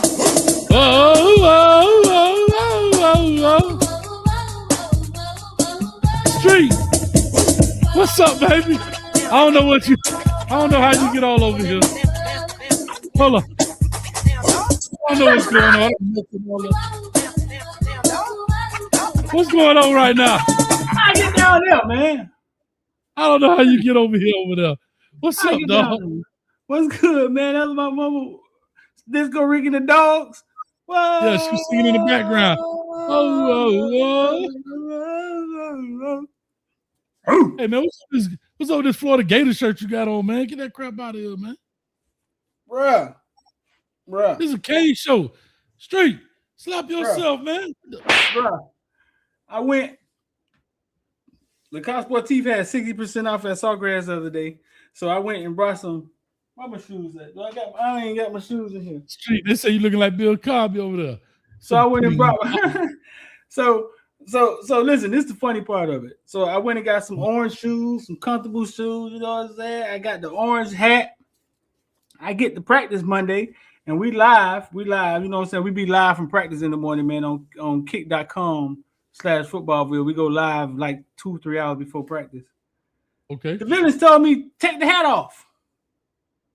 I'm like, what do y'all mean take the hat off? They told me, man, it's a gator. I'm like, what? I'm like, Hayes, I went shopping the other day, bro. It didn't cross my mind not one time. I was not thinking about no goddamn. That big old alligator ain't cross your mind? Hell no. No, because I grew up wearing alligator shirts, right? I never related it to the Florida Gators. Bro, that's about a 5-inch alligator on your hat and about a 50-inch alligator on your shirt. Right. So I related to Izai. I related to, I'm saying the Coq Sportif. I related to, you know what I'm saying? It didn't cross my mind, but I took it off because they was giving me bad heat for it. As they should have. And they orange. You know, the Gators got an orange helmet, dog. Like I see what you're trying to do. But check my shoes out, bro. Check my shoes out. If that boy come over here with a 4-inch alligator on them shoes, boy, Street, we got to take you to the outlets, boy. If it's a 4-inch alligator on them shoes, 60%, dog. I was 60%. I went shopping, dog. Came up with some, you know what I'm saying? You know what I'm saying? So I had to get a hat to go with it. You feel me? And no. And that's what the villain said. No. They said I can't do it. Not having it. Anyway, I got my dog Street on here, man. We here in the building. Like I said, we were talking earlier, and like I said, you have an opportunity, a unique opportunity that a lot of people don't, to actually go to the practices, see what's going on. As you heard earlier, shout out to the team back there. They in the locker room cutting up. And you know how locker room conversations go. They all over the place. But you were there at practice, and everybody's going nuts about Darian Mensah. What is Malachi Tony doing now at number 1? Who in the world is Cam Vaughn, Hayden Lowe, all these people? Who going to replace Ruben Bain? Who going to replace Mensah? Who the safety is going to be? What the coach going to be? Now, I know they've only had that, I think that one practice, if I'm not mistaken. Only had one practice. So with that one practice, if you had to put your life on the line or that gator on the line up there on your head, who's the standout? I'm going to ask you 3 questions. Who is the standout on offense, defense, and who is the coach that really was getting after it on that first day? Offensive standout. Easy one. I think Malachi looks quicker and faster, bro. They say he's learned how to take less steps and running his routes. Bro, the man looked faster, he looked quicker. And I was surprised. I was like, oh boy, it could be confidence, it could be experience, but he looked like a guy. On offense, I would say who had to turn heads, treat just like a Jamaican neighborhood legend. Claude. But I would say who turned some heads. Samario Wingo turned some heads. He went deep on He went deep on a few dudes. To be a freshman, I think once he put a little muscle on, I think he's going to be a force to be reckoned with. Defensively, OJ Federic has put on some muscle, bro. Really? Yeah, he found the muscle milk. I don't know what he found. Some muscle milk, some testosterone. I don't know what he found, but he put on some muscle. He looked good. But a defensive player that stood out in the little time that we saw, Omar Thornton, I saw break on a few balls, man, and I like how fast he was. He's an American Heritage kid that went to Boston College. The thumper, the one who be knocking people out, the safety. Mm-hmm. He broke on a few balls. He looked impressive to me. And the eye test, that damn Conrad Hussey, bro. Conrad Hussey looked the part. Really? Yes. Now he's an older guy. I'm saying he ain't old, but he's an older guy. What, third, fourth year? Yeah. Mm-hmm. That's the one that was at Florida State, went out west, I think, Oregon State or Oklahoma State, Oregon State. Yeah, I believe it was. Okay. All right. And then the coach. Who's the coach? Like who's Mario the coach? Cristobal was getting in the punt return ass though. Mario Cristobal was slap ass off on the punt return team. and rightfully so. You know what I'm saying? They probably gonna get it. They probably gonna get it all spring. Hold up, not the punt team. The punt return team. No, the punt team. The punt team. The punt team. As he should. As he should. Before I get into your question that went. I heard Dawson going off on a few dudes too, talking about running comeback. We don't run goddamn comebacks. We don't run comebacks. We run. I heard Dawson going off too. They run. I don't know. We ain't giving out no secrets. Oh, okay. Type it in the back chat. We want the Canes to win, man. We want them to win, man. We want them to be all right, man. I got you. So quick question. We had a long discussion in the back end there. And we were just talking, and I think this would be interesting because, like I said, you get an opportunity to see people that most people don't see, that we see game day footage. And I know Miami is really kind of tight to the vest when it comes to practice footage and people being there. And I know y'all can only come at certain times and all that kind of stuff. I don't know how we got to this, but we ended up, they were talking about Mario Cristobal getting in people's behind, right? And he ain't having it from coaches, the players, the staff. So I was telling him, as a leader, I get that. But who does that leader go to for guidance, as a mentor, as a person? I don't know if you know the answer or not. You probably don't. I don't think anybody knows. But if you had to guess, who do you think would be Mario Cristobal's mentor? We always talk about leaders top down, but we don't talk about the leader. Who is their go-to person? I think he respects the guys. Orgeron. I think he respects the guys that he have around him. Orgeron. I think he likes the guy Aaron Ruckers. We've heard, but I do want to ask him that same question though. Like who does he go to unravel his thoughts and stuff? We've heard he had a conversation with Jimmy Johnson, but I think the guys that he keeps around are the guys he likes. So you think it's a conglomerate of guys? You think it's if any. I don't think Mario is I don't think Mario is the type of guy that's going to anybody. Like he's one of those his way type of guys. He knows. I don't necessarily think that he's the type of guy that leans on somebody. But we've heard him. We see him has Orgeron around. We've heard him have conversations with Jimmy Johnson. He doesn't seem like his personality is that type of guy. Like if there's something he don't know is a weakness or something, if the guys in his circle can't help him get it right, and it seems like he's not going to be telling too many other people. He ain't going to be telling too many people though? His weaknesses, yeah. Okay. Real quick here. Speaking of this, because everybody want to know, you had opportunity to interview him, and I don't think we had a chance to talk about it. I know you were talking about it with the villains and so forth, and we kind of will talk about it. I want to lead into this part, and then I'm going to get back to some practice stuff. I thought this was important. Bring this up. Anyway, I put a short out because yesterday we were talking, and of course, the people in the chat were like, man, Street back at it again. He causing problems. Right? I said, what you mean, my dog causing problems? I said, yeah, he causing problems. He asking Mario the hard questions.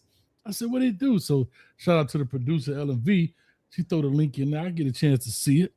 Y'all check this out, man. Street, let me know. We're going to play it, and then y'all will see kind of my reaction to it, and then let's chop it up. He called it a strange question. I asked Coach Cristobal this, and he called it a strange question. I asked Coach about the back and forth between him and Coach Kirby that went viral from a few weeks ago. The back and forth that was caught between you and Coach Kirby a couple weeks ago. Was it all impromptu? Did it catch you off guard? And how would you describe your relationship with Coach Kirby? I mean, I don't know. It's kind of a strange question. It was a viral video. If we going viral, it's worth talking about. I really don't know how to answer it. I mean, I was put in a situation where I had to respond, and I thought I responded and represented the University of Miami. But I could have gone on and on. But the you come. I mean, I don't really have. Coaches don't have time to really hang out too much, but we all work together at some point in time. So there is a relationship there. Certainly levels of respect, but I know it's one of those things I've never been a part of. I don't really like those things, but if put in that situation, then you just respond like you're supposed to. It's a great piece right there to watch what a player like Carson Beck could do with great coaching. You know what I mean? I asked Coach. Let me just stop. Coach Cristobal, man, let your hair down a little bit, man. You went up there, you roasted Kirby Smart. Y'all had a good time. Stop being so PC, man. Oh, yeah, say, hey, I was in the moment. We were having fun, yada, yada, yada. You know, hey, I represented the Miami, the Crib 305. Let your hair down a little bit. Get your cerveza. Relax. It's okay. It's all right, man. Have fun with it. I didn't see nothing wrong with the question. I thought, like you said, it was a viral moment. You had an opportunity to ask him about it. I thought it was all in fun. I don't think nobody took anything serious. And he called it a strange question. All right, Street. Oh, shoot. My bad. Got my dog out of there. So talk to us, man. What? Was it a strange question? I want it from the alligator's mouth. No. I mean, it was a big deal this summer. It was a couple weeks ago. We hadn't had a chance to talk to him. So I asked him. I mean, we're the media. I mean, we're there to basically report to the people. I mean, that's the purpose of the media. That's why media was created. He sits down in front of at a table in front of 10, 12 different microphones. We're there to ask questions. I've asked coaches, hey man, I remember I asked Gidry, how your family doing? Are they comfortable? Because that's when we wanted Gidry to stay. We had the Heatherman. We felt about Heatherman his first year. I've asked coaches, I've asked the bottom line, there is no strange questions when sitting there. Like, we're there to ask questions. We're the media. You don't tell me what to you can't tell me what to ask you when you go sit in that seat. We're there to ask questions. We're the media. I asked him about him. Yeah, like I said, I didn't think it was a strange question. I thought it was legit because, to your point, it was a viral moment. And like I said, I mean, I get it's business time, coach, and we got to stay buttoned up, and we do it how we do anything is how we do everything. Well, God damn it, it's okay. You had fun, coach. You went and laughed and kicked it around a little bit, and I understand coaches work all the time, and through work relationships, you have fun. I get it, coach. I ain't mad at you, man, but tranquilo, man. No, there's no strange questions. I mean, if it would have came from somewhere else, maybe he would answered it different.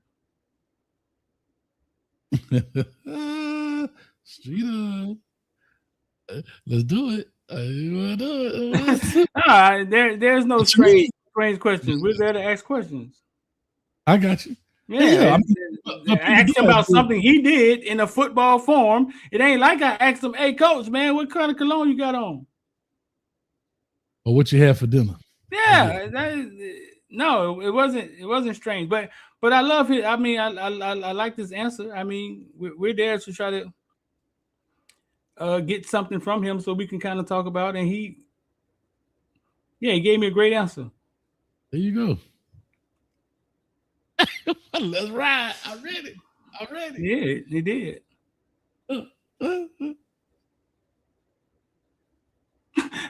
Man, the stranger question was, hey, coach, Michael Irvin kissed you the other day. That was a strange question. He answered that one too in the national championship. You did ask him that about, hey, Michael Irvin kissed you. Yeah. He didn't call that strange. He laughed and said, hey, first of all, I don't want Michael Irvin kissing me. He gave me a good answer there too. We all right. I mean, we all right. He just ain't gonna let you know with that gator hat on. No, I had it on. I had it backwards. Like, listen, I had it backwards. I was like, man, because, bro, listen, man. If to all the Kane fans, listen, man, I was never a Gator fan. Azad had 60% off at Sawgrass the other day, so I went shopping. I like the clothes. If you had the small Azad, I don't think nobody be tripping.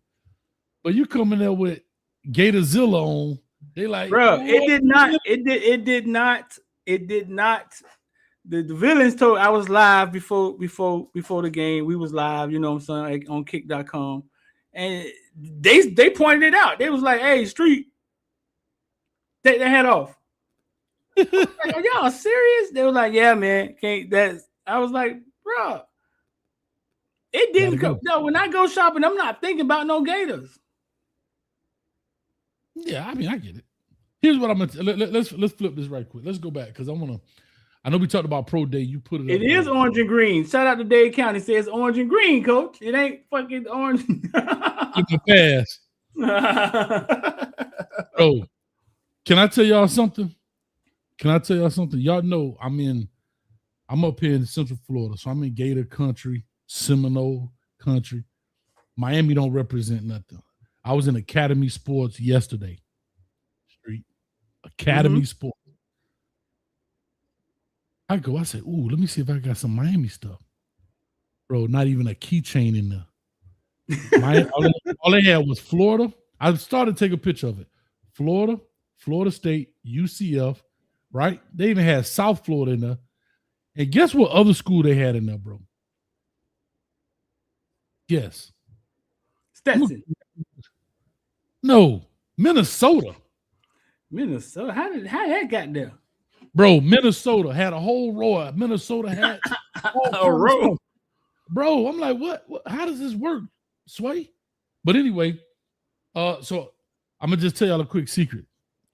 I see number of Florida Gator tags on the turnpike every day I'm going to work and coming home. You know what I do? What? Ryan, I'd be like this.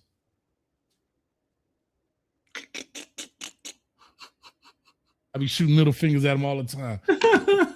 Goodness. They don't even know why.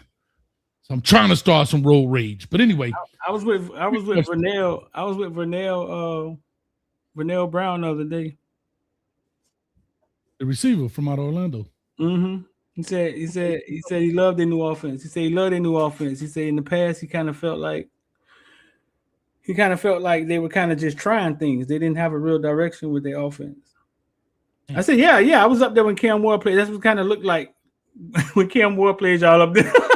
That's exactly what it looked like, Vernell. You're right. I wasn't sure what they were trying to accomplish either. It looked like they installed that offense Friday night for the game. I'm killing them. Yeah, Vernell. Shout out to Vernell, man. Goddamn, he's another one, man. That don't need no 3 years in college football, man. Let that man go, man. He can play. And he mature, man. Mature kid.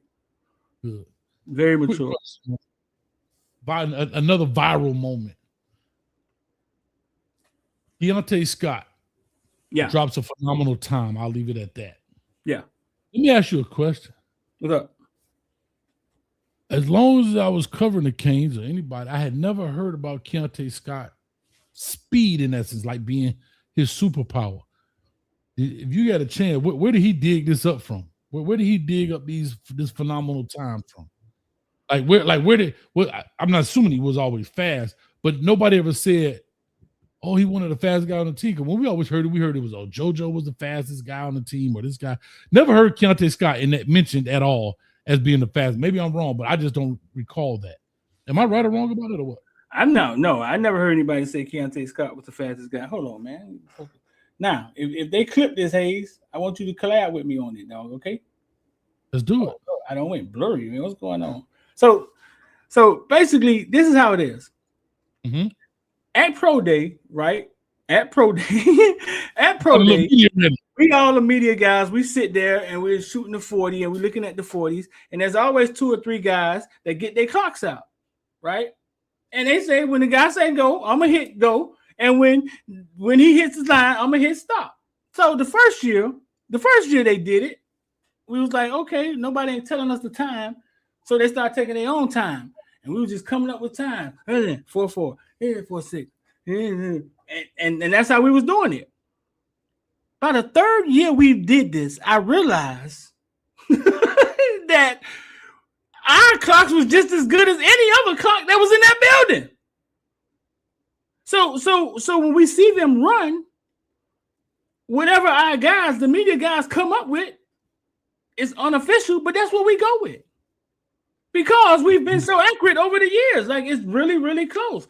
They had Keontae as low as a 4.25 over there. I saw a 4.25, a 4.28, and a 4.31. So, first of all, it looked like he was running fast. First of all. Mm-hmm. But it's somewhere in that. Then Miami comes out a little later that afternoon and says officially a 4.33. I don't know why they did. Maybe I'm fucking crazy, right? Like, but if it's going viral that he ran a 4.29, right? Let it ride. Let it rest. Yeah, let it roll. Tell us what the official time is quietly tomorrow at 7 a.m. in the morning. Why get in the middle? Is he's trying to get money? Why get in the middle of that?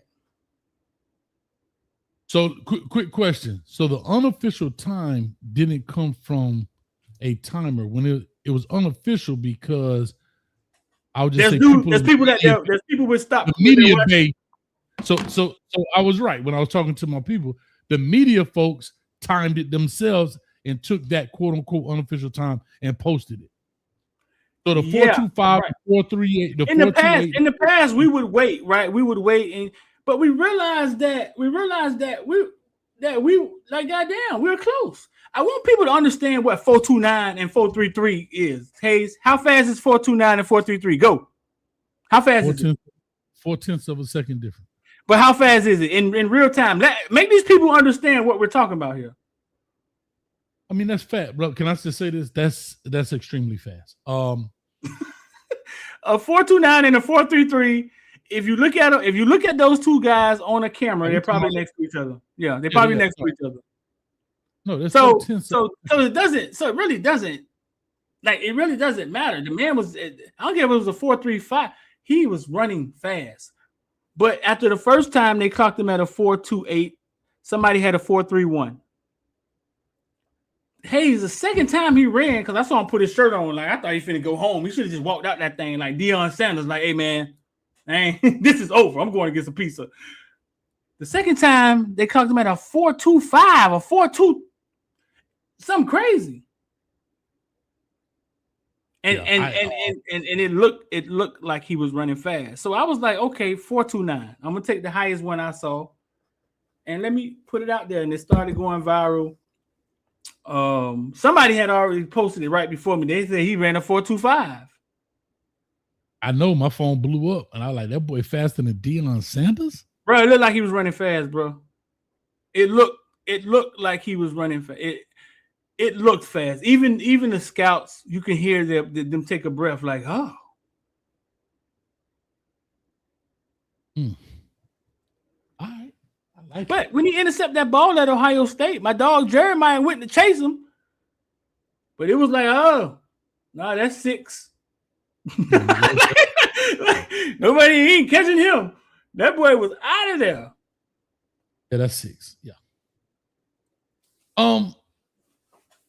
I am interested in figuring this out. Oh, I got one for you too.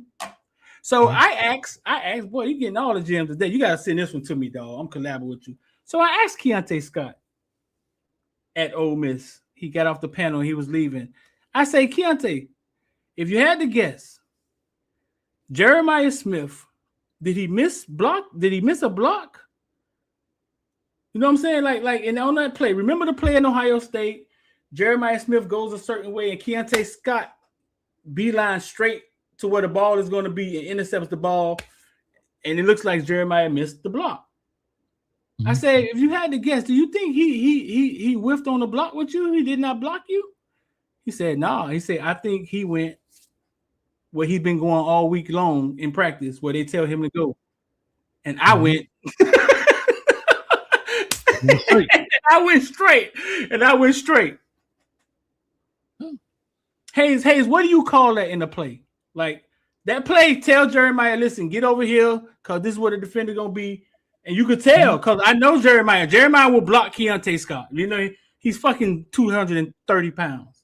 No, it's not that. Like, what do you call it, Hayes? As a coach, do you look at that and be like, we fucked up? No, because it's no different than zone blocking in offense. You're gonna take that lateral step to cut him off. Because what's gonna draw Keontae Scott to go wide is the bubble look to go to make the tackle. If I go flat and he overrun me, he's going to make the tackle. Keontae Scott took a penitentiary chance. And that's what we call a player's play. Listen, you made a player's move. Right? And what he did, it worked for him. If he would have missed and he caught and he say he misjudged it or overran it or he threw it over his head and he didn't catch it, that's probably touchdown. Because now Jeremiah Smith don't have to block Keontae Scott. He goes up and block the next dude. That's not accounted for. So to Keontae Scott's credit, he took a penitentiary chance. He guessed right. Or maybe there was some lineup that he saw on film. And I don't want to call it a guess. I don't want to belittle what he did, but there was something, a signal, whether it was a guess. He saw something on tape.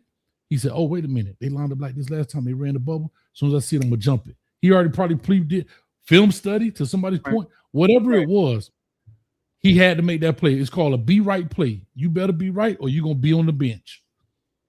And I see somebody saying then Smith gave up. Tell the whole story. Hey, listen, I've covered Jeremiah Smith since he's 8 years old. He ain't the one to give up. But if anybody knew Keontae Scott ran a 4.29, Jeremiah probably could tell us. He probably could have told us that Keontae was going to run a 4.29. Because when he decided to chase him, right? Because Jeremiah is probably going to run a 4.3 for some shit at the combine, right? Laser time. Jeremiah run a 4.3. You heard it here. When he went to chase him, he probably realized, holy shit, this guy's hauling it. Yeah, and he already had the momentum. Like he's gone. Like, and I'm frustrated. I'm frustrated, and he's gone. And he catching him. You know what I'm saying? I'm gonna be honest with you. I don't think Jeremiah would have caught him even if he ran a 4.4, 4.5. It was so much momentum. You know what I mean? He was already rolling and running. Jeremiah had to stop, turn around. Like people have to understand what 40-yard dashes are, and football fields are not played on 100 yards. It's very rare you get a 100-yard play unless it's some kick return or you got the ball literally on the 1-yard line and you take it 99. That's why we always say, can somebody take it 60? A 60-yard run is a pretty long run, as we saw Mark Fletcher take it against Texas A&M. 58 to 57 yards, whatever it was. Right. So with that being said, that's kind of a 60-yard is a long run. Of course, you got 70s, but hey, hold on, but to your point. I want people to understand that we're talking the difference in tenths of a second here, y'all. I don't think people realize how fast that is. They see these numbers and they act like it's a difference. It's not a fucking difference. Yeah, a 4.3 and a 4.4 is a tenth of a second. Yeah, a 4.32 and a 4.4 flat is 2/100ths of a second. So we're not talking about you beat somebody by a whole mile here. I mean, we're talking about the difference between beating somebody by a nose or a head lean in track. You understand what I'm saying? We ain't talking about a full body length here. So if I reach out, I still can tackle you. A 4.3 can tackle, a 4.4 can tackle a 4.3. It all depends on when they got started. You know what I mean? How the momentum was going. Like we got to not just look at the numbers and say, oh my God, he's so much faster. No, bro, we talking, tenths of us. Think about this. When Usain Bolt be beating people, look at the difference in that times versus, you know what I'm saying? And those cats running. Duke Johnson used to say when they were practicing for the combine, he would race Philip Dorsett every day. And every day he would end up right next to Philip Dorsett when they crossed the finish line. And it would say 4.39 for Philip Dorsett, and it would say 4.41 for him. He said every time. It's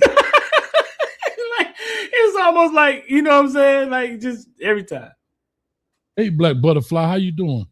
Been a minute. We got to stay focused, man. Hey, stay focused, man. We're talking about Duke Johnson, bro. Stay focused. That Duke, I got my man Duke right on the wall. Right there, number 8, baby. You don't play that game.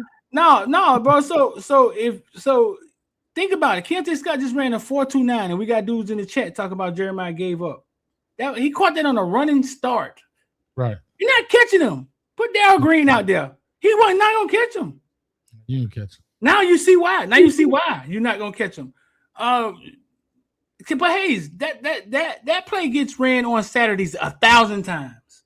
Why doesn't this happen more often? It does. The problem is the risk versus the reward. As a player, if I jump and I miss it, Lord of mercy, you may not ever see the field again. You better be Caleb Downs. Who Who they throwing the ball to? Brandon Ennis? But you have to also remember too, a lot of times that throw for Ohio State was also a lot wider than normal too. Mm-hmm. It's usually not that far. If you go watch when we throw it to Malachi Tony, they're not that far removed. They're probably no further than the hash. That looked like they were almost to the numbers. I'm gonna see if I can pull up just a still photo of it. Let me see if I can just pull up I just think it should happen more like that. That play it gets seems ran easier. 8 times a game. It seems easier, but you have to remember, if you don't know it's coming, bro, it's hard to jump that. And if he misses that ball, now Jeremiah is free to block a linebacker or say there might be a touchdown. Right. Jeremiah is free to block somebody else, and it might be a touchdown. Right. Here's a perfect example. All right, here we go. I'm gonna bring up a still shot. I don't want us to get copyright. So here's a perfect example right here. What we're talking about. If you're looking at this play, right? You see that bubble? If he misses that, right? If he misses this, and this is a phenomenal play by him. Not only that you have the receiver on the 20-yard line he could block. I believe that's O'Connor at the 10-yard line. It's a touchdown, bro. It's a touchdown. It's 3-on-3. It's 3-on-3 and a runner. It is a touchdown. And no backside help. It's only a 25-yard run. Yeah. Somebody's going to have to make a hell of a play. And so guess what? And the reason Jeremiah Smith walks out, let me see if I could. You have to also remember, look, Keontae Scott is lined up outside of him. Look at that. People don't realize it. Keontae Scott is lined up outside of Jeremiah Smith. That's why he's going outside. He's not inside. Look, Jeremiah Smith is right there on the hash. He's a yard outside the hash.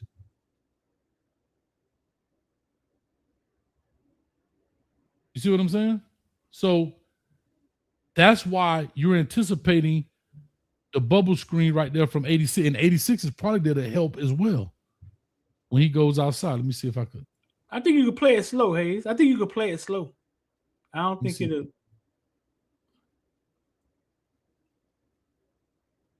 How you slow it? Oh, here we go. I'm going to play that thing slow. Let's see. See that? He just took a penitentiary chance, bro. Ooh. And he threw it flat. If he would have put some air on that, Keontae Scott don't intercept that. But it's a flat throw. I mean, it was just a perfect throw, bro. Dog. Like it literally, it was perfect, dog. This is the first time I actually watched it like this, bro. See, watch this. Look at Jeremiah Smith. He's out inside of him. See why he went outside? And Keontae Scott, he took the penitentiary. See, they were probably going to double. 86 was to make sure at the point of attack that they stopped him. He catch it, and then they treat it like a climb block. They'll block him. He'll climb to get 50-something, and then Ennis got to make sure the safety miss. Bro, it's perfect. Bro. What in his mind made him think he could get there? Probably saw it. Look, he didn't hesitate. They're in the fake right now. He's showing a RPO with two guards put with a GT counter. So it's to influence these guys. Look, he's influenced that it's a run. There's linebacker right here on the hash. They all influenced. See? I know he told me he saw it. He knew the play. But think about it, that's 5 yards. Mm-hmm. That's 5 yards. If he throws this ball, if Brennan Ennis drifts back a little further. I'll tell you this. Hey, just explain how amazing that is for a DB to do. If you're the coach watching him, because coach ain't telling him to do that. No. Because here's what I will tell you. Without the RPO in there, he doesn't make this interception. He don't make it. If he just catch, first of all, that handoff that's jacked up.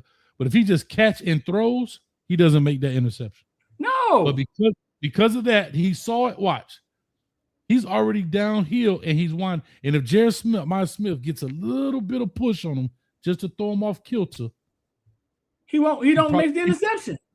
But Jeremiah Smith can't hit him because for 13 games, every DB has followed Jeremiah Smith. Think about what he just did, bro. Jeremiah Smith made a move to the left like he's finna run a route, and he said, fuck that. I'm going to the ball. He left Jeremiah Smith alone.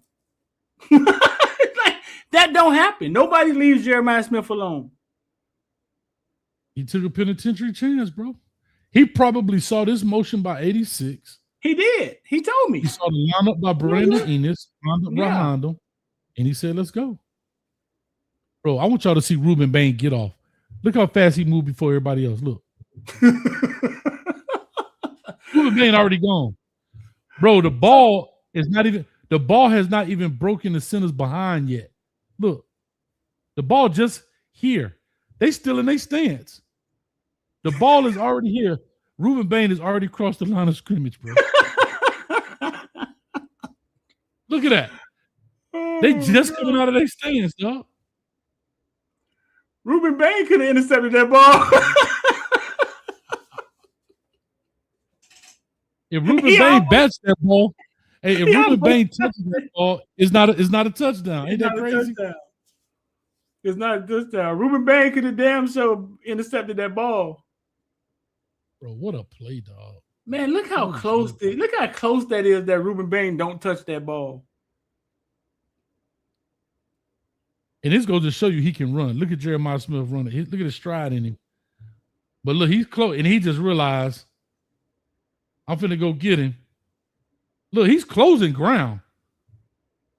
And then he just realized by this point, it's done. 30 more yards, it's over. He was closing ground right here. When he put that head down, watch him put his head down. He digging. He digging right here now. He digging. Yeah. When he looked up, he done left Ennis. Yeah. Ooh, 40 more yards. Not dog. That's the 40. You ain't finna catch him. Look, he talking trash to the sideline. I love it. Look at him. Yeah, y'all see me, boy. We going to the ship. We going to the ship. Oh, no. Bro, thank God they didn't call no taunting penalty, bro. That would have been the worst. I think y'all watching that in slow motion, it looked like Jeremiah gave up, but in fast motion, it doesn't look like that. That's not what it looks like. No, he knew he wasn't gonna catch. He realized that. Oh, this boy is moving. He said, "Nah, that gap opening. Nah, them first 5 yards, it was closing up." And then all of a sudden, he was like, "Man, I'm out of here." Nah, but that's pretty cool. Quick question, man. And like I said, we'll get this thing going. See if people want to ask some questions. Practice. I want to get back to practice. First day of practice is usually some installs. Were y'all privy to watch the entire practice or no? No, So what do y'all get to watch? Some one-on-ones. We get to watch some inside run. We there for maybe, I don't know, 30 minutes, 40 minutes. So in that one-on-ones, a lot of DBs and stuff. What DB stood out to you? Maybe a newcomer, a freshman. I told you, the boy from Boston College. But what was like his technique when he knocking him down? Huh? Man to man, what was it? Safety Omar Thornton. Yeah, he broke on the ball. I saw him break on the ball a few times. And we already know how physical he is. I mean, he done knocked numerous people out. We already know how physical he is. Mm-hmm. A lot of people are questioning our linebackers. What they look like? Chase Smith looks like a monster. No knee brace. I think we got two veteran dudes, man. I think they just question them because they don't like the names. I think Muhammad Torre had a hell of a national championship. He left a lot to be desired sometimes when it came to coverage and Chase Smith. I think Mario talked about Chase Smith the other day. I think Chase Smith is going to shock a lot of people. I think he's healthy. No brace on his leg. I like Chase Smith. I think he's finna do his thing. And behind that, I don't know. I think it's Cam Pruitt, maybe Kamal Barner, Wiley. When you start talking about the roster, I'm gonna tell y'all, like Mario has recruited like a madman in the portal and outside the portal, and there's depth here, Hayes. Mm-hmm. We back to Frank go on the bench with the gloves on. No, all these names we just picked the defensive starters on our live, and bro, everybody can't play, dog, and it's yeah, we back to the 90s, bro, when it was just, hey, listen, Sean Taylor, come here, but you might be on special teams. Hey, that boy blowing the glove up. Hey, you put that thing on like that, boy, that could be me, boy. If you just bro, we back. They have loaded up and certain positions, man. You got like 3-4 guys that could be the starter, like, and everybody can't play. We back to competition, and I think competition is what develops kids. Is that a problem in today's society? I think it can be. But if you manage the money right, and I think if you manage the money right, and you treat kids right, I think they stick around. Those offensive linemen stick around. They don't really jump in the portal. So great question, because I think we're seeing that with some of these programs. I think when you see some of these programs that have kind of taken, I'll say, a step back. I'm not saying that they're bad, but they're not the same the program they used to be, right? Right. Maybe I say that in Alabama, we see a Caleb Downs decide to leave and go to Ohio State. You see at Georgia, you see guys decide to leave when they were just kind of, the cream of the crop. Let's call it what it is. I know that Coach Cristobal likes to keep a lot of stuff close to the vest. Do you think one of his strategies, I know I'm going to go probably against what the people were talking about when we was on the phone in the backside. Do you think one of Coach Cristobal's strategies to protect players leaving or being poached is giving them minimal play during the season? Because if I got a guy like a Wiley, for example, that flashes, here come the vultures ready to poach him. He may not be, you know what I mean? Because he showed some flashes, he showed this, and they only got the one transfer portal now, and they like, look, bro, I saw what you did when y'all played, Boston College, man. You balled out, blah, blah, blah. Come over here, you could be the starter for X amount of dollars. Do you think one of his strategies may be to keep those guys under wraps? I'm just asking. I'm not saying that's my point of view, but I'm just asking. I think so. I think the younger guys, if you give them film, they could get out of here.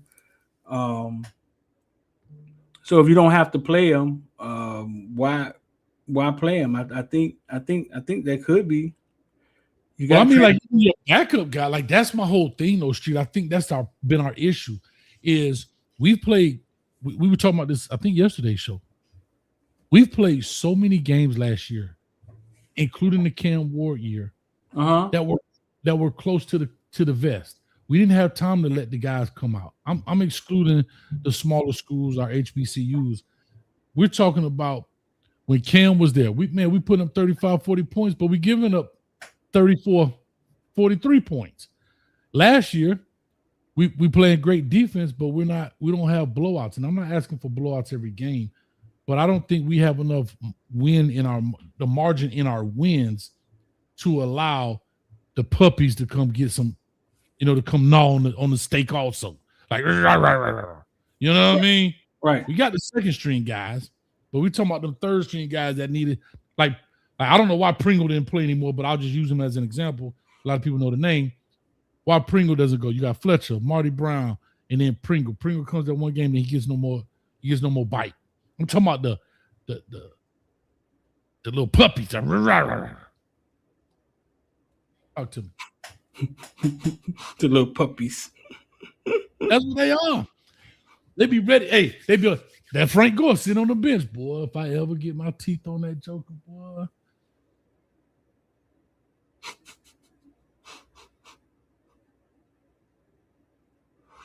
What's wrong with you, man? Oh, I'm being serious. Hey, they loaded, bro. I know. I don't want to stay loaded. I'm trying to find out how do we stay loaded. I know they loaded. The difference was back in the day, if you left, you had to sit out a year. I don't know, man. I think I don't know. I think part of bringing portal guys here is part of it. I think you bring a guy here as a new scenery. That guy wants to play. He appreciates being here, right? And then that makes the guy that's sitting here, you know what I'm saying, who may be a little salty, whatever, get up. You gotta get up. Listen, now your fight ain't with me no more. It's with this guy that's coming to take your position.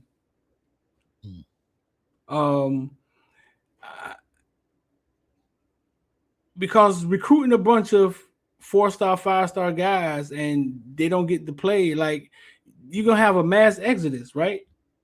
Because you got other schools like, hey man, we told you to come here, you know, and you can have a mass exodus. So you gotta kind of be very detailed and very sure about the type of guys that you bringing in. Are they the type of guys who have one in the family with a dad that's saying, no, man, if you make a commitment somewhere, you stick there. Like, you got to really pay attention to who you're bringing in your program.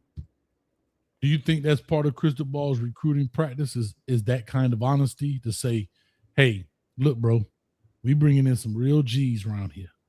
We want you to be part of Miami. It ain't going to be a cakewalk. I ain't promising you no starting spot. Or is he like, oh, yeah, I mean, you're the reason we're recruiting you because you see how we look? I've heard that practice plenty of times. Boy. I think the first year he told all those guys, hey, man, look what we got on our roster, man. Check this out.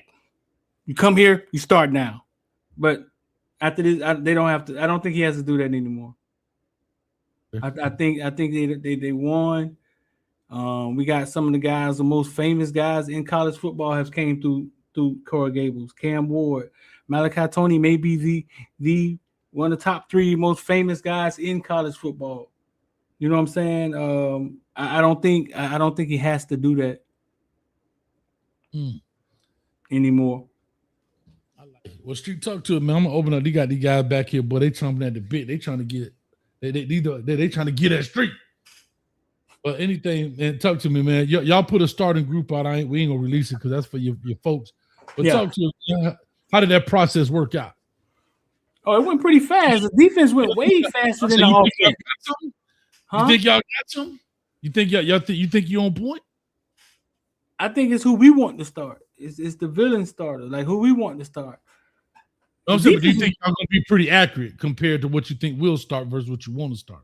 I don't know. Listen, bro, the last few years, like nobody could have guessed it. Because some guys got beat out other guys and other guys still got to start, and sometimes it's very unpredictable. All right. Well, let me open this up, man. This boy ready to get at it. Y'all better figure out back there who going first. Second. I told it like double Dutch, man. Let's get this thing rocking. Hold up. Let me see here. All participants are unmuted. Said it first, baby. Let me go first. I just got one thing for Street. One thing for Street. That's all I got. Hey, I said it 30 minutes ago. But hey, Street, can you hear me, baby? Say your name. Say your name just so you remember. This Dub City, Street. Can you hear me? Dub City. Dub, what's up? Hey, I just want you to do one thing. When next time you want to, that's if you could do it. I don't know if you could do it or not. But the only thing I want you to ask Dawson something whenever Dawson is in front of you. Ask Dawson why we don't have a running back stream. We talk to him tomorrow. Dawson is gonna be on the podium tomorrow. We don't ever run screens to the running backs. That's all. That's my only question Go ahead. Y'all sure we don't ever run a running back screen? I know we run a lot of stuff. I promise you we ain't never. I promise you we ain't never ran. I've never seen it. I'll be honest with you. Not the peel. Now we ain't talking about the peel. We ain't talking about the check down peel. Now he may try to use that and divert to that, but I'm talking about the 2-back screen like Indiana ran against us. The 2-back middle screen. It don't even matter if it's 2-back, 1-back, no back, whatever. Just ask him it's called why we don't. Why we ain't never ran the running back screen, and tell him if we don't have one. I ask him will he put one in the playbook. That's all I'm asking. Trying to get my dog credentials snapped, but hey, coach, I know you've been doing it about 30 years, but you're gonna put a 2-back middle screen in. You understand? Did you write that down? Go now. That's all. That's all. I just wanted somebody. How would I ask that? How would I ask that question? Hey, coach, you don't like screens? Like, how would you word that? You want me to word it? Me? Hold on. Hold on. He talking to me. I'll be like, hey, coach, we noticed. Hold on. Ask this question like this. Hey, coach, we noticed since you've been here, you have not ran one running back screen since you've been here. So what's stopping you from running a running back screen? And let him answer.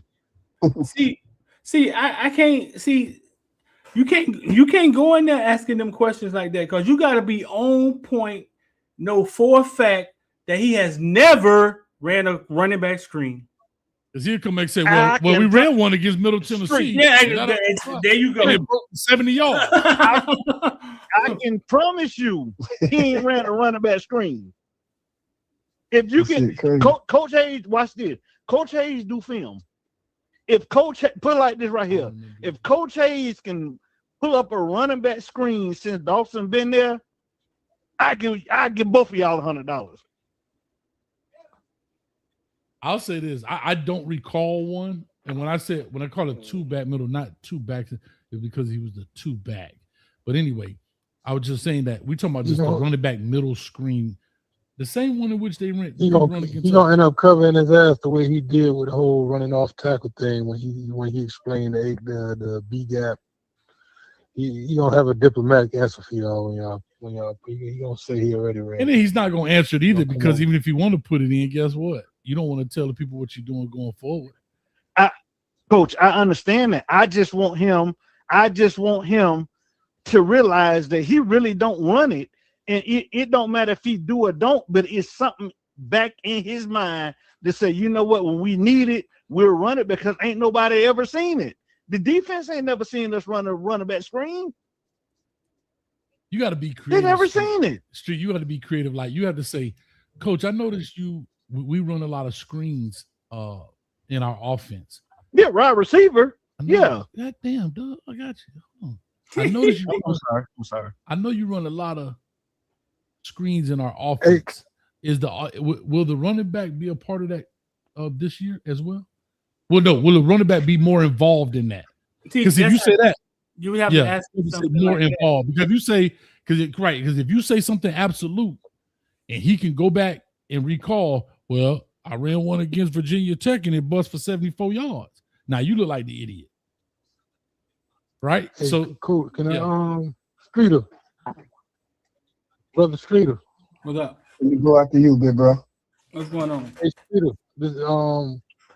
this shocker, man. Hey, a couple things real quick for you, Streeter. I want to pay you a compliment, brother. I noticed something about you when you be doing your thing in the media with them boys, man. You ask a lot of the way you question them boys you go against the grain a lot. It's not I notice a lot of the media people ask a lot of the same questions over and over. Right. You know, like how much weight you gain, just it's like the same questions over and over. But I notice when you pose your questions, you make it a little more natural. You ask, I could tell you know that a lot of them boys from Little League, and you ask them things, and I think they appreciate it too. I noticed that, man. Them kids, they appreciate you because you ask them things that make sense that they relate to in a different way than a lot of the media people. So I tip my hat to you on that for one. Thank you. Yeah, I'll tell you this. Yeah, no, I do notice that. I've noticed that when you ask them, you go against the grain with a lot of your questions. And I could tell when I see their response, they appreciate it. They can't say it up there on the camera, but I can tell they like that. Okay, they get it.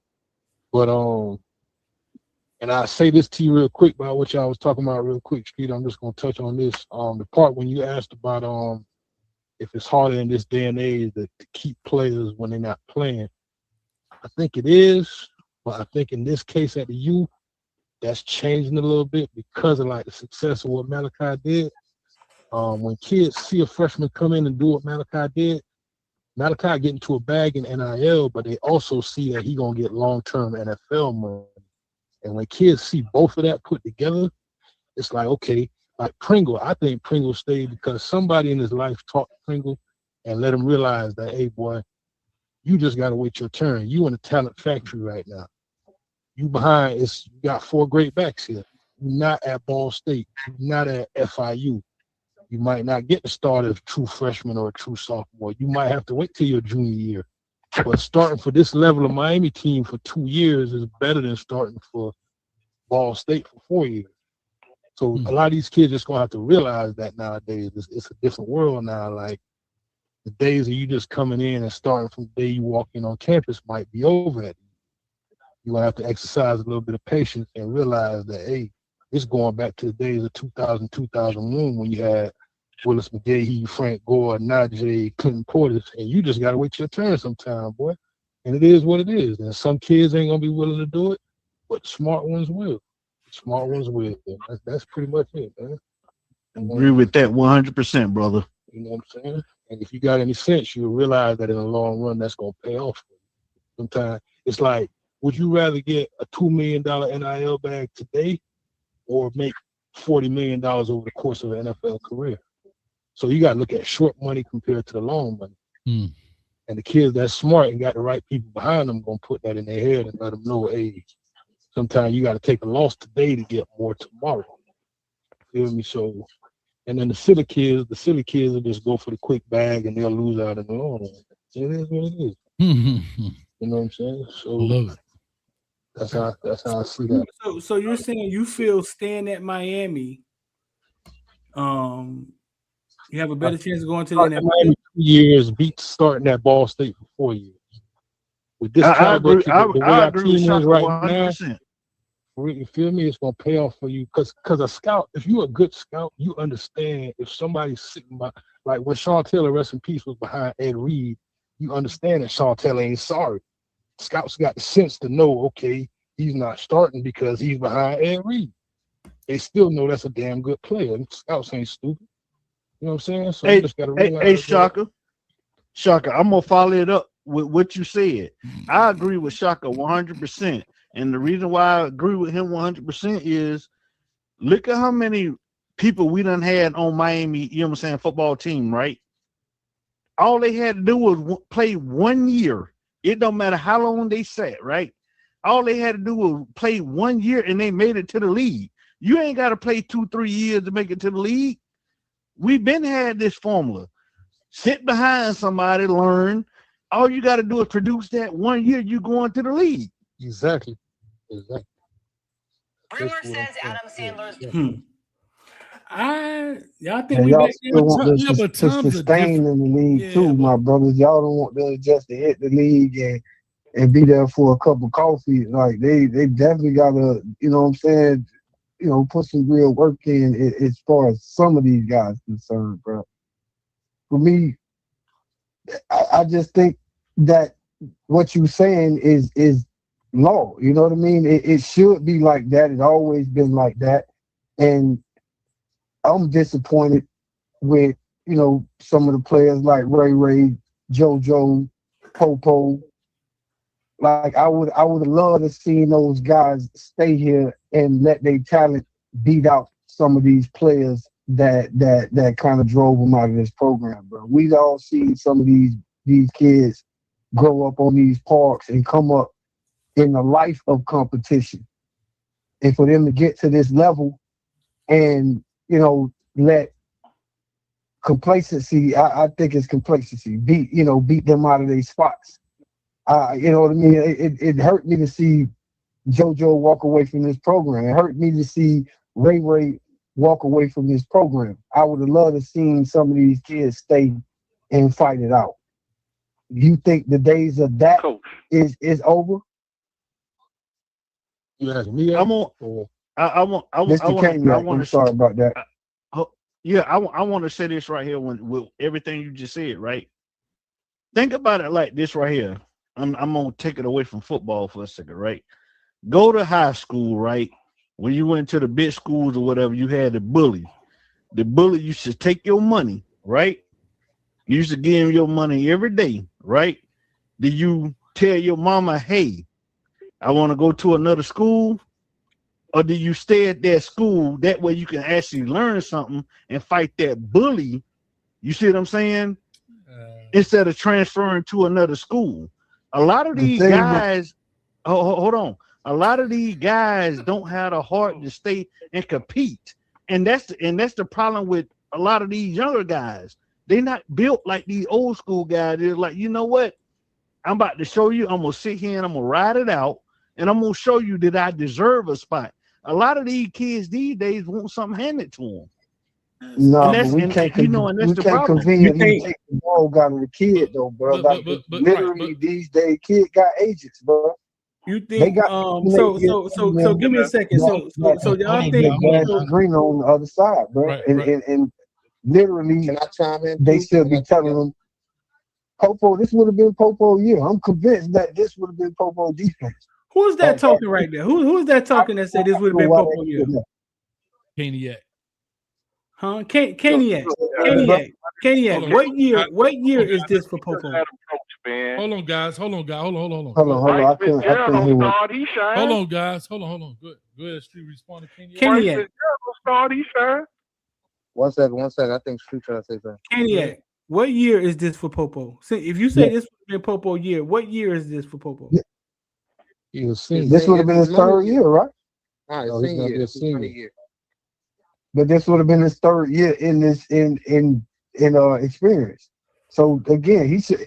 So what year? Wait up, Caniac. What year is this for Popo? Hold on. What year is this for Popo, Caniac? He should have been his third year, right? He's about to be a senior. He's about to be a senior. He never redshirted. He's finna be a senior. Caniac, he's finna be a senior.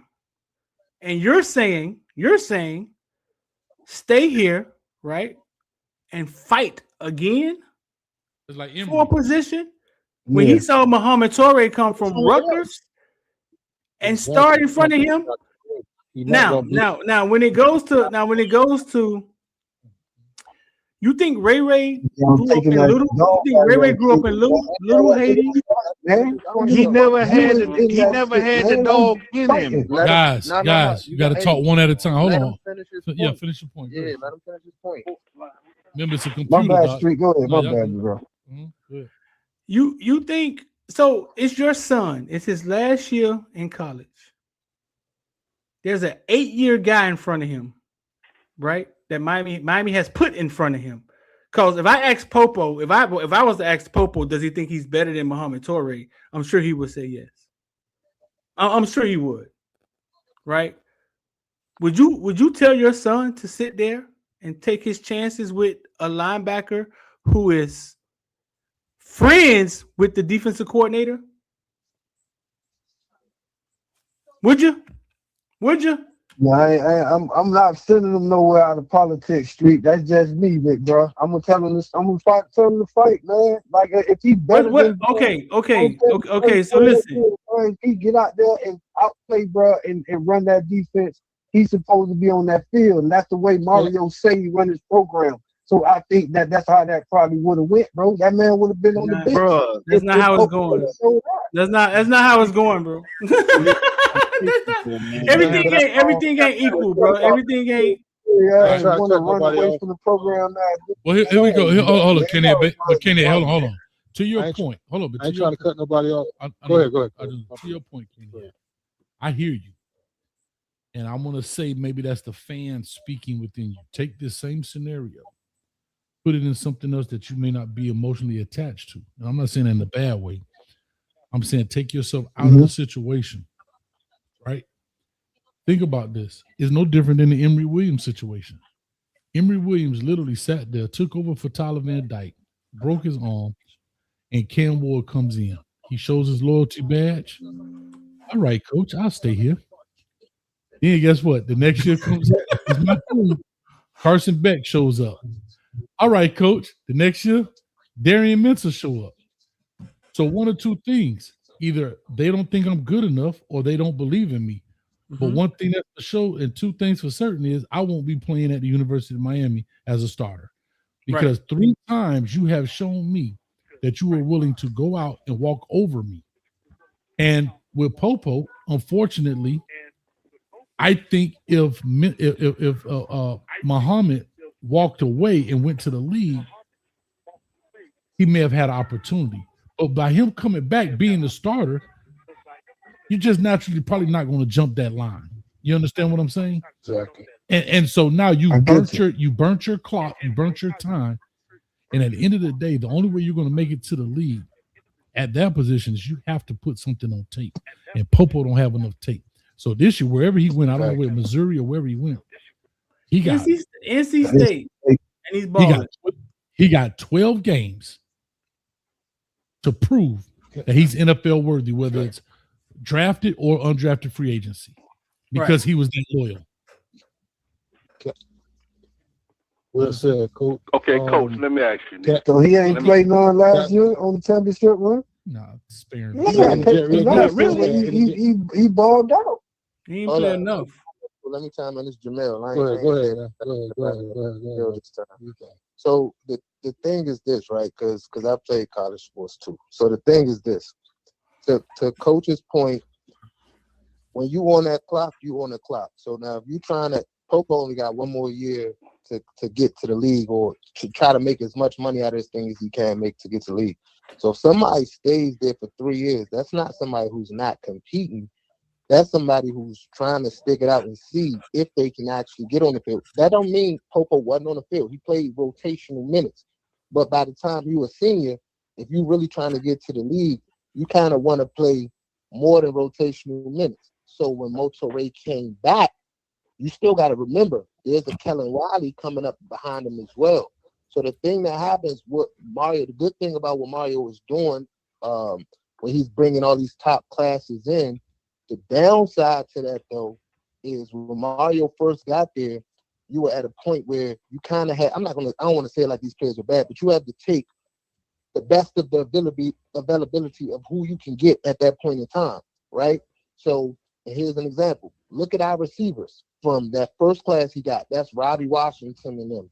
None of them dudes ever played receiver for us. They gone out the door. You look at JoJo class. JoJo played a little bit, gone out the door. Malachi class, now they playing. Now you see the next class, you talking about the Milan Purses and those guys. What happens is, if these dudes are playing, you're good, but he may bring the next group of guys in who are better than you. Maybe they're better than you. And over time, yeah, you might know the playbook a little bit better than the Kellen Wiley right now. But Kellen Wiley got the strength, the speed, the et cetera, the measure boost, like Coach said with the WRE, these blue chip fundamentals, and he now needs to get on the field. So if he gets on the field a little bit, now you're competing against Motoré, you're competing against Kellen Wiley, and even the Bobby Pruitt is still there. So Popo is just trying to make the best decision he can make to get onto the field. Now, if a guy leaves after 1 year, that's a little different. But Mario has a job to do. His job is to put the best product he could put out there for the University of Miami. So this year, or Popo's sophomore year, that could have been him. You bring in a Motoré, a veteran dude who understands Corey Heatherman's system. He's going to already naturally have a leg up on you because he knows what Heatherman expects, and he's probably a linebacker that fits Heatherman's scheme because Heatherman probably recruited him. Mm-hmm. So now you got a Popo who's trying to maybe do his best within that system. Now who does Heatherman go get next? He go get Kellen Wiley. Why did he recruit Kellen Wiley? Because that's a linebacker that fits what I want to do, that fits my system. So he's just making the best decision he can possibly make. The JoJo situation is a little different. There's more details than that. But for a Ray Joseph, for Emory Williams, for a Popo Gary, those kind of guys, they stuck it out. They stuck out, and then they had to do as best as they could. But they got to make they got to make a decision for themselves as well at some point. Right. That's what I think. At some point. Can I We got I a mean, culture was that of these Jamel guys from leaving DC? because of competition, man. Yeah, that was me. We That was me. can't keep that going. That's Jamel. Yes, sir. Hey, well, if I could, hey, I don't mean to cut nobody off. Jamel, well said, man. Between what you just said and what Coach said and Street, y'all hit it on the head. Dudes like Popo, Emory Williams, Ray, those kids are Canes, man. Them kids tried their best in their heart to stick it out with us. Yep. They situations are unique situations. Like, rest in peace. I kind of started this conversation, I guess, because I brought up the Sean Taylor being behind Ed Reed. That was a little bit of a different situation because, first of all, there was difference. They weren't in the same class for one. There was a gap between when Sean came in and when Ed came in. So Sean had time to sit behind Ed and he could accept that because he had time to still get on the field. And in Popo's case, to your point, he's a senior just like Motoray is. Motoray is Heatherman's guy. Heatherman trusts Motoray. So he's going to put Motoray on the field. Popo tried his best. He's a Canes through and through. He tried his best to stay here, but it's in his best interest. You made the point about he got to get film on tape to go to the league. He needs film. So it was a tough choice for the kid. He did what he felt like he had to do to get on the field. Same with Ray. Ray wanted to stay here, but he realized I'm not going to beat Malachi Tony out. They're not going to take Malachi Tony off the field. I play the same position as Malachi Tony. If I stay here, I'm never getting on the field. That's the bottom line. So them kids had to do what was in their best interest. That's a little bit of a different situation from Pringle is 2 years behind, or 2 to 3 years behind Mark Fletcher. There's a gap there. So he has time to, okay, let me have a little patience, wait my turn, bide my time. He still got the luxury to know that he got them years after Mark leaves.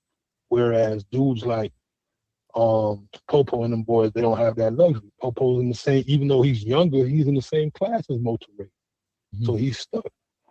You know what I'm saying? Same with Ray. Ray's ahead of Malachi Tony. Ray will never see the field. So he had to leave. He didn't want to leave. He's a Miami dude. Right. Ray y'all saying nepotism is in full effect. Nepotism is full. If Popo a better player, I'm asking you, Coach, if Popo a better player in his senior year than Motoray, you playing Motoray? And he's younger, faster, stronger, everything. This Popo now, this you know, not after Motoray, what he's supposed to do. Knocked himself out on that goal Once line. again, he played like well during that championship run last year, bro. Like we ain't talking about a player that didn't play a big role in what we did last year, bro. Knocked himself out on that young goal guy line against was a Texas part of A&M. that. He's starting at middle linebacker. Okay, let me tell you this. You see Motoray knock himself out at middle linebacker. Like I said, simple question. He's not coming off the field. Who you starting? If Popo comes out his senior year and is a better player at practice, is nepotism putting Torrey on the field when it comes to Coach Hayes or Streeter or when it comes to me, Coach, before you answer that, hold on, Coach. Just give me a second. Before you answer that, because I'm gonna let them talk. I just want to get this out right.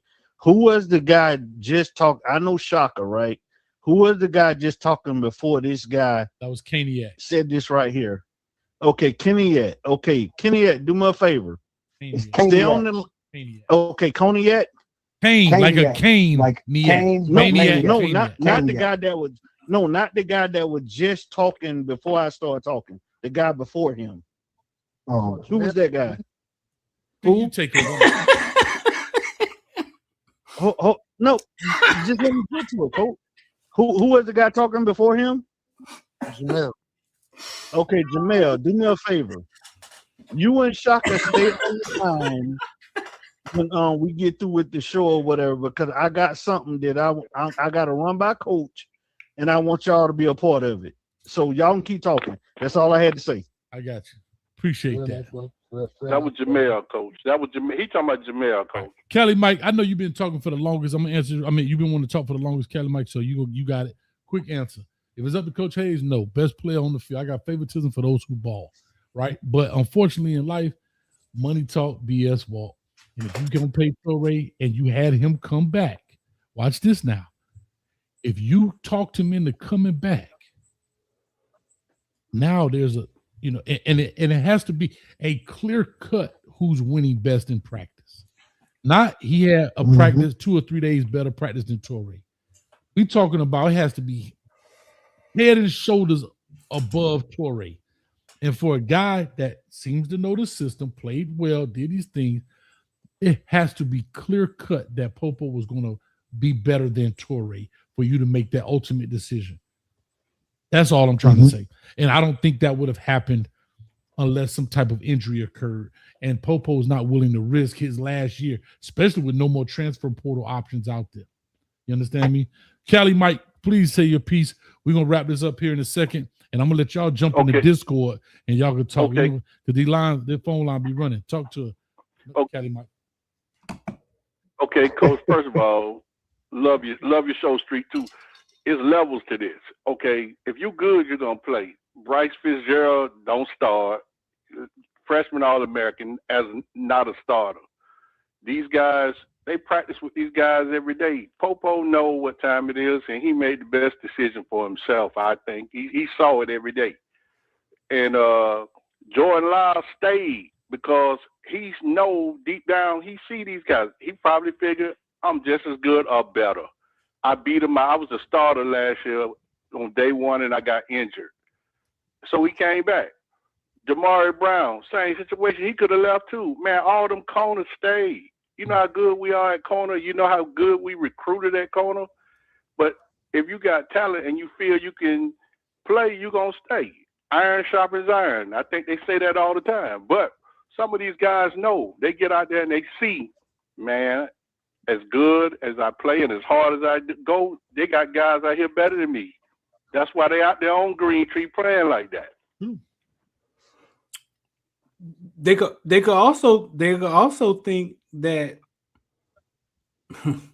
Look at it from the other flip side. What if the guy in front of you, you know you're better than him, and you're not getting the shot? Do you think Sam Brown was better than Isaiah Horton? Do you know for a fact Isaiah Horton beat Sam Brown out. Is who? Sam Brown and Isaiah Horton, right? I didn't hear you. Who better than? Oh, no. He said Sam Brown better than Isaiah. Oh, no. Isaiah Horton to me was better. Okay. I thought Horton was better. So I know for a fact Isaiah Horton. Alabama. I thought Horton should have stayed. I know for a fact Isaiah Horton beat Sam Brown out in practice, but Sam Brown started because he came here with a draft grade. He was the older guy, and they basically was just like, "Hey, listen, it means more to Sam Brown." That sounds like competition. Y'all think Sam? Hold on. I got. Hold on. Let me ask. Hold on. Let me ask Street just one question since he said that. So Street, you basically saying that Sam Brown only beat out Horton because it really wasn't no competition, that he had the draft grade? I'm saying that we've seen for the last 2 years, older wide receivers come in the program and start over guys that probably were more talented than them because they have experience. Because I seen Ray, JoJo both get in games and drop passes in situations where it was supposed to be the start of their time. Texas A&M, JoJo. You said Malachi? No, I said Ray and JoJo. I said Ray and JoJo, but both of them. Again, JoJo with the drop in pick 6 against, I think it was SMU or one of the games. Nobody caught a pick 6. His head kicked in. He's dropping passes. I just think some of them boys' moments came and they didn't take advantage of them, bro. That's true. And I think that, like, I saw these kids come up on the parks playing against real deal competition every single Saturday, bro. For years. To get to this level, it's something. All I asked y'all was, that's kind of what. Listen, all I asked you was, do you think sometimes the guy on the bench is looking at this like, hey, I was better than the guy they brought in here last year. Oh shit, I'm better than this guy they brought in here this year, and they still don't start. Do you think that happens? That happens. Yeah, that happened. Okay. I think so. So that does happen in sports, right? Sometimes the coaches can bring a player in who the person on the bench can be a little better than. Now, typically what happens in that case, that player could start to lose confidence. That's what I think happened with JoJo. Now, you really can't necessarily fault the coach for that in the standpoint of we all our own men. So you got to try your best to make sure your mental is correct, because when you get out there, even if they shortchange your reps, you get out there and you drop in the ball. Now the coach can be like, that's the reason now you're not playing more. So when JoJo came back, I remember he caught that first touchdown and then he caught that pass on the sideline. I said, oh, JoJo got like 84 yards in the first half. I'm like, oh, he about to go crazy. But I also noticed that he was catching the ball with his body. I'm like, man, that ain't JoJo. What's going on? I knew something was a little mental. I'm like, damn, he overthinking right now. So then once he dropped that pick, from there, once he dropped the ball and it became a pick, everything became mental. Why? Because sometimes in sports, a lot of people don't know. Everybody don't have the same leash. You know what I'm saying? So you can, this person right here can go out there and maybe make 3-4 mistakes. That's how sports goes. And that's where his confidence comes from, because he could be himself. That's not, hold on, bro. Just want to say this. That's not how sports goes. How sports goes is, hold on, I'm about to tell you. How sports goes is, I play sports too, and I'm about to tell you how sports go. Sports goes, okay, watch this. Go out here and prove yourself. You get leeway. Yeah, but no. Prove hold on. Prove yourself, and then you get a little leeway. It's not always that he was saying the same thing, my brother. It's not always that simple. I'm saying I know it's not always that simple, but damn it, somebody that's a star and is a rising star is gonna get more leeway than somebody that ain't doing nothing and have proved themselves. Okay, yeah. Hold on. Can I ask one? Hold on. I want to ask him a question. Here's my question. I would love to know, because I don't know what the Ray issue was there, but here's what I do know. I think it's wrong. When people say he dropped the ball, when people say Ray dropped the ball and that's why he didn't play, I would love whoever has PFF or whatever it is, please pull up the amount of targets versus the amount of catches and all that stuff. Because when I'm looking at his stats, I'm looking at him now. He only had 6 catches in 23 as a freshman, 6 catches in 24 as a sophomore, and 2 catches in 25. He basically didn't even play last year. If he has 6 catches, how many targets did he have? Because we know as a freshman, he didn't play much. He only played in 24 of some whatever. And so to Dub, what Dub just said, if you are up and coming star, you get more leeway. Well, if that's the case, that shows falsehood right there, because when we flipped him from Clemson, everybody and their mama lost their mind. Oh my God, we got Ray. Oh, we put elbow in the locker. We did this. No, Hayes, when he actually got here, he was the hardest working guy on the team. Y'all remember that? Getting up in the morning, catching the jug. Y'all remember that story? I remember. But so my question, hold on, but my question is, when he got here though. When he got here, somebody tell me how many targets. How many drops he had in those seasons, big bro? He didn't have that many. That's what I'm saying. It's just a question, my bro. How many drops he had in 6 targets? Hey, I'm saying probably none. Let me chime in real quick. You know what I'm saying? He had a few. He had a few. I would love to chime in real quick. Listen, we came to the conclusion that we came to the conclusion. We came to the conclusion that JoJo right now. Right? Listen. One, Ray, it wasn't about no drops with Ray. Ray just got caught behind a generational talent. That's the bottom line. He got caught behind Malachi. Restrepo wasn't no generational talent. And he got sandwiched between Restrepo and Malachi Tony. And it's just unfortunate for him.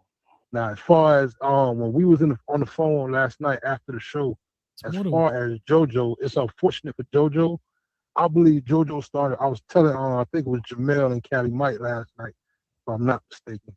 But JoJo started Yes, pressing sir. because you got to understand, JoJo is right-hand man with Jeremiah Smith. He sees his right-hand man showing off in front of America, making millions of dollars, being the best player in college football. He feels he's on a similar level to Jeremiah. So he started pressing because he at the crib. He's from Miami. He's at Miami. He want to make plays too, the way Jeremiah making plays. So he started pressing. I think he lost his confidence and those kind of things. He started, you know what I'm saying? And he gonna do his thing. Y'all think y'all saw enough for JoJo to say he lost his confidence? Let me ask you, here, man. bro. Let me ask you a question. I'm gonna ask everybody a question, right? Is it true or not? Wasn't Ray there when George was there? Yeah. George. Still is Yeah. George. Jacoby George. Yeah, he was there with George. Okay, watch this. Jacoby George. Watch this. So if Ray was there when Jacoby George was there, right? Mm-hmm. And then Restrepo was there. Now Malachi come in, right? One Ray still there? Yeah. Yeah. Okay. So what you're basically telling me, if Ray was so good, because we already heard Luke say this a million times, put Ray out there, whatever, right? If Ray was so good, how many receivers do we actually have on a regular play? And it's 3 or 4. If Ray was so good, watch this. Why do we always have to get transfers to come in and get those spots from Ray if Ray was that good? Because he's just a slot receiver. He's not an outside You know what? receiver. But they didn't believe. They didn't believe in Ray. Coach, There you Coach, go. Coach, Hold on, Dub. You I asked get the that. question. You asked the question. Now let us answer it. To Cali Mike's point, I don't believe that they lost faith in him, and for whatever reason, I don't know. Nor do I really care. But when people try to say, "Oh, the other guys outplayed him," that's fair. Okay, but I still know there's more than one football. I still know. I mean, there's more than one slot receiver. Yeah. I still know that if a guy can help us win, because here's what I'm about to say for real. And I'm gonna make y'all real pissed, and y'all can go to the Discord and talk about this. If I could find a way for a guy to win, I'm gonna put my best players on the field. But instead, we still hold on. No, it's not exactly. We still walk around. Yes, it is. No, hell no, Coach. Don't do that because I'm about to beat your ass. Hold on. Don't. No, ain't no hold on. I'm in the middle of a statement. Hold on. Dub, I'm in the middle of a statement. No, but because right, that don't make sense. Because my brother, you gotta don't worry about it. You gotta worry about it. Everybody else. I know. I just muted Don't him. get mad when he mutes you, my nigga. Like you gotta let the man. I just muted him. Don't worry about it. He'll be back. I'm a dog, but I got it. You got it. Sometimes you gotta help him. What I'm trying to tell him is because I got to get through the statement. Like we're not in the barbershop. You got to let people have. What I'm saying is, we still let Will Mallory out there when you could have put Ray at a slot. Now you got 2 slots with Restrepo and Ray. When we go out there, we got 87. Everybody and their mama hated him for some reason out here, Bowman. When we could have put a Ray and a Malachi. See, 2 things could exist at the same time. It don't have to be all the time. But in certain situations, both could exist at the same time. It's football. You hold a joystick. You control what players go on and off the field. But instead, we chose not to use him or hold on, or any other player. Forget Ray. Whether it was JoJo, Josh Moore, Nikar, whoever. I don't care. I'm just saying, all of those players, you're going to tell me that 87 was better on the football field than those other guys that could have taken the same place at the wide receiver position. How? And now here's one for the piss y'all off. We gotta let Bauman go, bro. We gotta let that go. No. I'm not. You're missing my point. No, y'all missing my point. I'm not mad at Bauman. What I'm saying is, go ahead, bro. My bad. You know what? I'm not. Forget Bauman. Coach, y'all all say, Mike. let me No. I'm gonna do the same way. Let me finish Bryce the point. Fitzgerald don't start, right? Bryce Fitzgerald don't start, right, Coach? He don't start. But when he got his moments, he made plays. Ain't nobody in here. Y'all arguing about Ray starting, JoJo We're not. starting. You missing the point. It Right, ain't but about I the. ain't- Just got 6 interceptions. Off the bench. Nobody said none of that. Listen, listen, dog, go ahead, kid. Finish. I just want to JoJo finish. got opportunity. Cali Mike, Mike, Mike, or you're they right, don't get but the you're point missing off. my point. 87 got them same opportunities, but he stayed his ass All out there game long. the whole game. Marion Hold did on. not score a touchdown into the SMU game. He whiffing blocks. He get the block. That's just in the natty. We talking about all from the time in which he played. All I'm saying is you could have simply changed the personnel. Yeah, a little while ago. That's all I'm saying. Here's the last thing I'm gonna piss I y'all did off a with. little while ago. I know, but here's what I'm gonna tell y'all. I'm gonna really piss y'all off with. Watch this, Street. I'm finna really piss him off. He said, "I rebuke this channel because I got put in." So you gonna be quiet because y'all gotta people gonna listen to y'all. People gonna listen to y'all fandom talk, right?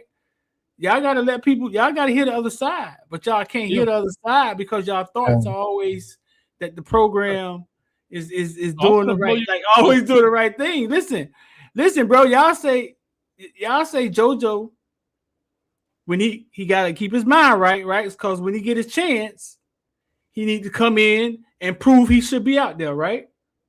Mm-hmm. First of all, I'm gonna ask you, how did he get the number 1?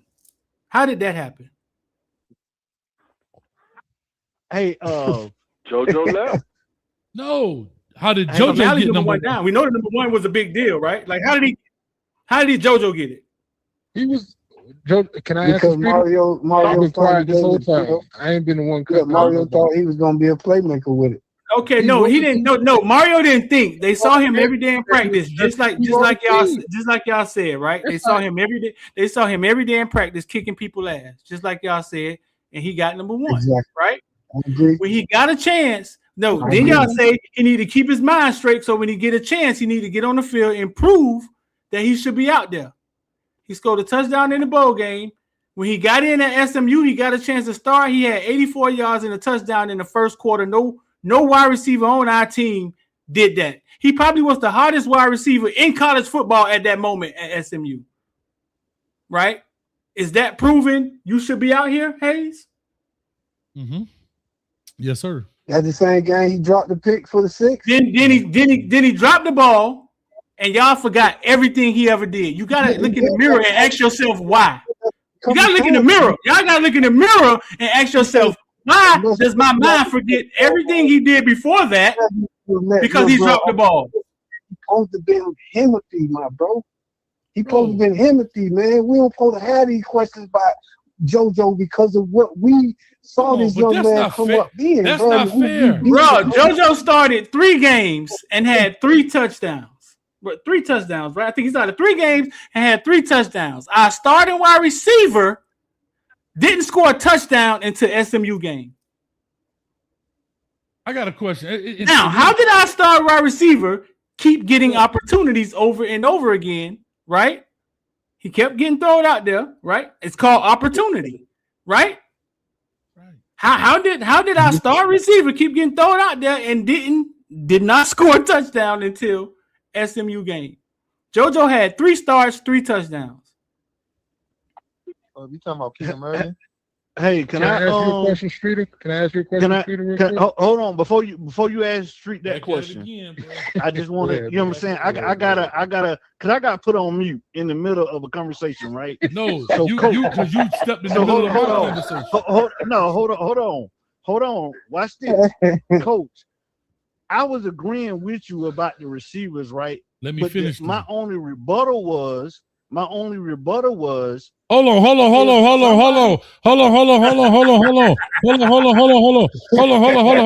me tell you this right quick. Hold on. You said hell no, hey. He said no, hell no, Coach. Hey, hell no. He started taking over your show. Hold on. That's how you sound, bro. That's how you sound. But hold on, Coach. Hayes, I have barred the word JoJo in the Discord. We cannot say the word JoJo in our Discord until he gets 100 yards at NC State. We don't talk about it because we came to the conclusion that him as a 5-star local kid the expectations for him are just too high. Thank you. It's unfair expectations. Hold on. Here's Okay, here's what I want to say. Coach Hayes for no, a second? No, he's not here. Hold on. Here's Coach. what I want to say. Hold Don't on. read me How you again, man. cutting Please. Street off, man? No, Coach Street one. He was done talking. All right, Doug. God damn. You give me a headache. All right. What I'm trying to say is, what I'm saying is about JoJo. I'm gonna just say the last thing about JoJo part, and then I'm gonna say this, and then y'all can have it because I got it. For JoJo, we put so much on things, and we don't realize that it's football, right? It's so funny. We want him to be Himothy, but every player is gonna jack it up.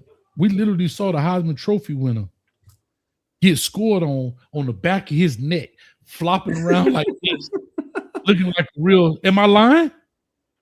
We literally seen the Heisman, like we've seen.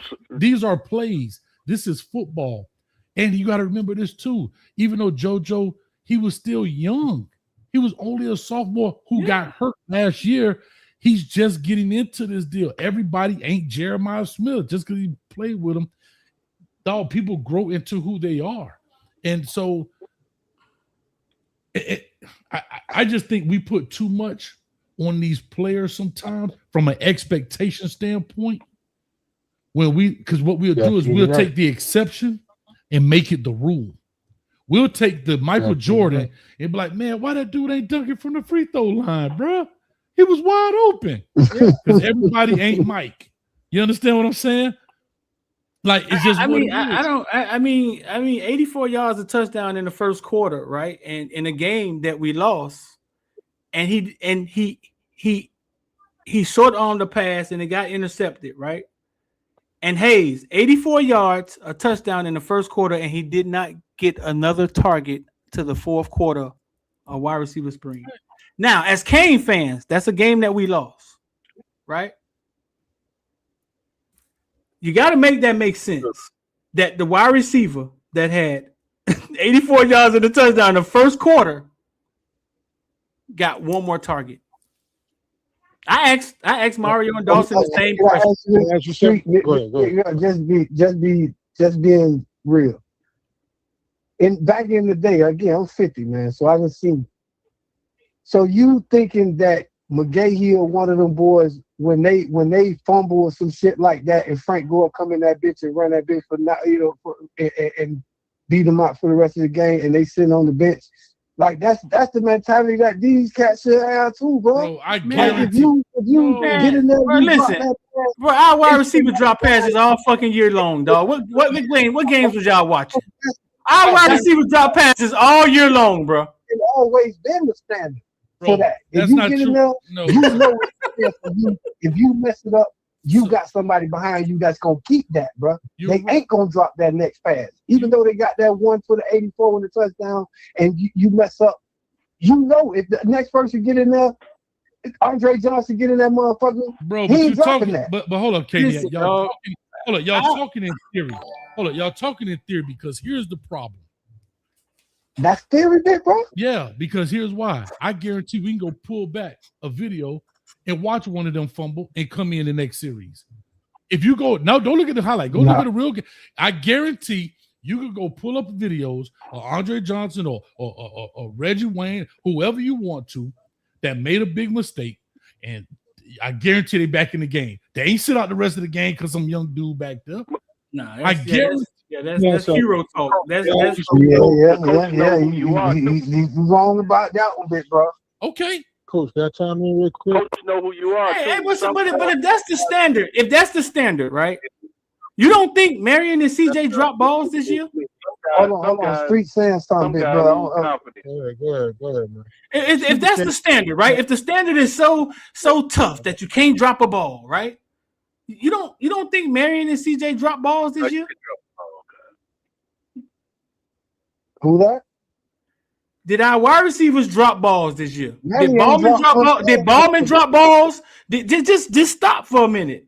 Did Ballman drop balls? Did Marion drop balls? Did CJ drop balls? Did Ballman run the wrong routes and was lost sometimes? Was he? Kept getting put on the field, right? Yes. It's called opportunity. He got a punt block and was still out there on the next punt. In the national championship. Right. So you gotta ask yourself, why can I see it? Who dropped one pass? No, ain't no almost. No, That's he a did. fact. He ain't dropped one pass. He He ain't dropped no pass. He ain't dropped no He didn't passes drop this it. year, bro. I mean, that's cool, but that don't mean it'll be like that every year. That ain't cool, bro. That's Who ain't drop a pass? Who ain't drop a pass this year? Malachi Tony did drop a pass. Oh, you say Malachi Tony didn't drop a pass? I don't think that's true. I think he did. Tony gonna play his entire career. But why? Okay, y'all gotta understand. Why go to say Malachi Tony, baby Jesus, the greatest freshman we ever saw at Miami, didn't drop a pass when I asked you, did Marion and CJ drop passes? Why the fuck are we talking about Malachi? Did Marion and CJ drop passes? Because if you Himothy, that's what we talking about. I ain't talking about the guys who ain't him. Did Marion, our starting wide receivers, and CJ drop passes? Yes. But Street, in fairness, why y'all don't? Why y'all gotta ask yourself? Why don't you remember? Why don't you remember Marion and CJ dropping passes, but you remember JoJo dropping passes, and don't remember JoJo having 80 yards and a touchdown in the first fucking quarter? You don't remember JoJo starting 3 games and having 3 touchdowns, but you remember him dropping a pass. I remember all of that. I remember all of that, but I do remember him leaving, going to NC State, not wanting to fight for that no more. What you fighting for? I'm JoJo. I'm a freshman. I think I'm better than Sam Brown. Sam Brown start. I'm JoJo. I'm a sophomore. I think I'm better than CJ and Marion. CJ and Marion start because they got experience. What you fighting for? What you fighting for next year? What Bush said? Fool me once, shame on me. Shame on you. Fool me 2 times, shame. Can I say something before I get muted again? Go ahead, Doug. Hold on. Street was talking, my bro. Street was finishing. He good. Go ahead, Doug. That way Doug gonna calm that thing down. Now, go ahead, Doug. Time on the pine, do wonders for the mind. I just want to ask. Can I say something before I get rid of it again? Hey, hold on. Can I tell you that? Hold on. Can I tell you this? Time on the pine, do wonders for the mind. Don't it? I just got 2 words. Super chat. Coach, read it. I read it. Whatever you Now say, y'all Doug, make sure can you finish stay on talking. topic to where he at Street, right now. Though. Street. Where's Street at? I'm If right you here, got bro. 3 slot receivers, this is a good. Hey, bro, and listen, I'm here to tell y'all this. A lot of stuff y'all be wrong about. Like the Ray Ray. I did not come in here talking about no Ray Ray or JoJo. Like that is not my argument anymore. Go ahead, Street. Go ahead, man. I did not come in here talk about no Ray Ray and no JoJo because time gonna tell what that's gonna be. I covered JoJo since he was 8-9 years old. I know how good he is, right? I don't got to keep having to tell y'all how good he is, right? I didn't come here talking about that, right? But so Coach Hayes was just saying how. Go ahead. Cutting them off again, big bro. Go ahead, dog. It's a quiet delay. the whole That's what I'm time telling you. It's a while y'all computer, going at dog. it. It's all good. It Quiet the happens. whole time. That's why we're gonna go to the Discord. It's clean over I there. was gonna say Coach Hayes was touching on how sometimes we don't realize how much pressure we putting on these kids and in the big picture thing. JoJo is still a young player. I think JoJo personally, I think he's gonna do his thing at NC State. But in fairness, he did show flashes, man. But I think you can't argue with the fact that he never settled in here. He never got settled down. Wasn't He consistent never looked enough. like he got comfortable on the field here. Maybe he to your point about why he had number 1. You're absolutely right because I remember hearing Mario say they said he was the best receiver on the team during Cam Ward said he had next. Cam Ward said this. When Malachi, Cam Ward. Let me just get this off. Even when Malachi first got on the field in practice, and they were saying how Malachi came in as a freshman and Malachi was doing his thing. Even when all that was going on, I remember clear as day. Jeremiah they were still saying that was the best receiver on the team in fall camp. He was the best receiver according to the coaches, according to everybody out there. This is a fact. So you're right. That's how he got the number 1. But I will say, once the season started, once the live game action started, for whatever reason, I don't claim to know the reason, but he never got settled in. That's the bottom line, bro. I don't know why. I don't know what took place. I don't know what was going on behind the scenes with him. I don't know what made him lose his confidence, but he never got settled down on the field. He never looked like he was comfortable on the field on game night. He might have did his thing on Green Tree. He might have been dominating on Green Tree, but when the lights came on game night, he never got comfortable. He never settled in. That's a fact. That's a fact. Did he not score a touchdown in the bowl game? He scored a touchdown in the bowl game, right? He couldn't. Maybe he couldn't run routes or something. It was something Beard was looking for. Hey, did he not score a touchdown in the bowl game? A multitude of things. Did he score a touchdown in the bowl game? That's what it was. It was Malachi Toby. Huh? What? That too. You know what I'm saying? But the coach kept making plays. What you mean? That's it. But that ain't that. I'm trying to figure. But that still ain't got nothing to do when the ball comes to you. Just catching the ball. Hey, listen. Did he listen when he started the first time in the bowl game? Did he not score a touchdown? Yes, sir. Right, but there was spots after that. Those street where and when he got a chance to start at SMU, right? Bro, right. I'm just saying that I'm with you, bro. But after that, when he got a chance to start at SMU, it hasn't been all these opportunities. Y'all making up ghost opportunities, right? When he started at SMU, he had 84 yards in the first quarter and a touchdown. Y'all saw that, right? But even when you got 84 yards at the half, that's great. In the first quarter, brother. Hear me out. But when that turns into an interception in a game that you end up losing by one possession, it's gonna put you in a crazy position as a wide receiver. You've been watching football all your life. You've been watching football all your fucking life. Think about what you just said. We lost. The man got 84 yards in the touchdown in the first quarter. He dropped the ball, and y'all telling me, but Street, that drop ball was so critical in the second quarter. Nah, hit it Street though. This the part. Yeah, we lost by that. We lost a game. It's a one possession game. Y'all lost. Hey Hayes, we lost because of that. Think about all the other stupid shit that happened in that game. Y'all want to start naming them? Y'all got. Hey, coach, make Street go sit in the corner. Let me sit in the. Here's what I'm gonna tell you. Hold on. Let me read. Disrespectful. No, hold on. Superstar, man. Hold on, man. Let me read. Excuse me. No, listen. Let me read. Hold on, man. Let me read. Not the first quarter, Street. Listen, bro. 84 yards in the first half, not the first quarter. He only played the first quarter. Street is making good points, but here's the thing. Street, naturally, you're going to respond more passionate about a JoJo. To your point, you watch them grow up. You watch. Me too. What you mean? You gonna have an emotional tie. I'm from Miami. I'm from Gould, Florida. It's right down the street. Hold on. Let me finish. It's nothing wrong with that, having a natural emotional tie to somebody because you watch them grow up like a nephew or son or something like that. So you're gonna always swing harder for the people you watch grow up, and that's understandable. That's just a natural instinct. So the thing is, to your point, he did the first opportunities he had. He did his thing in the bowl game. He probably would in the bowl game went for 160 something if Cam Ward would have stayed in the game. So then he go to SMU. Now when we play the SMU, that's the game we all look like, yo, JoJo go crazy. He doing his thing in the first quarter.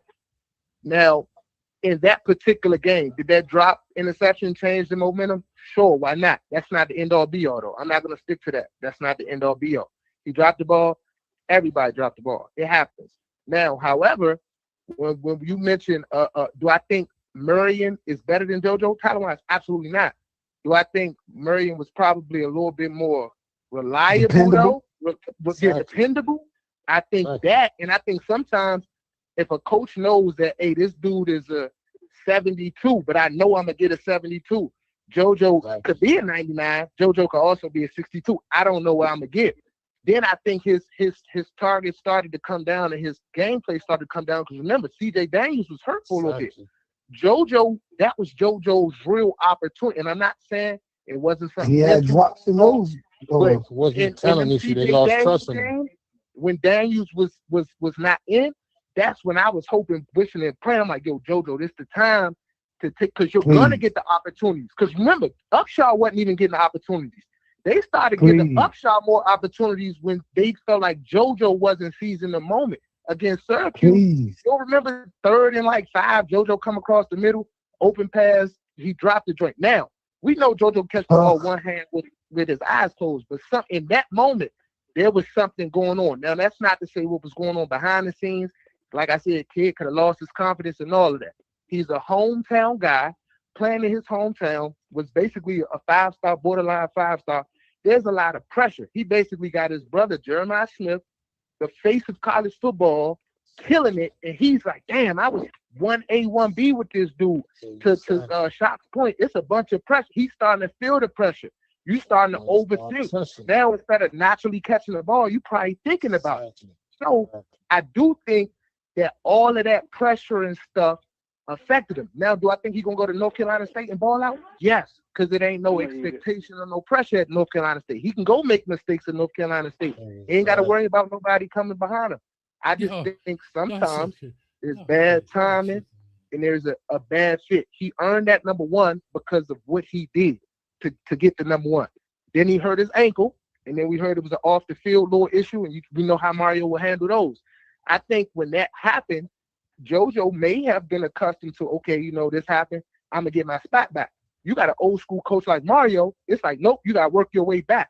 That could mess with a kid's confidence. I would love to see the targets. I think JoJo got talent.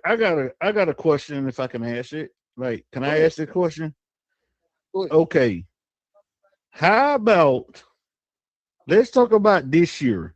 Forget JoJo, forget Ray. Are they still on the team? Let's talk about this year. Like, forget what happened last year. All right, here we go. This is what I'm going to do. You know what I'm saying? Because you're right. They're not on the team anymore.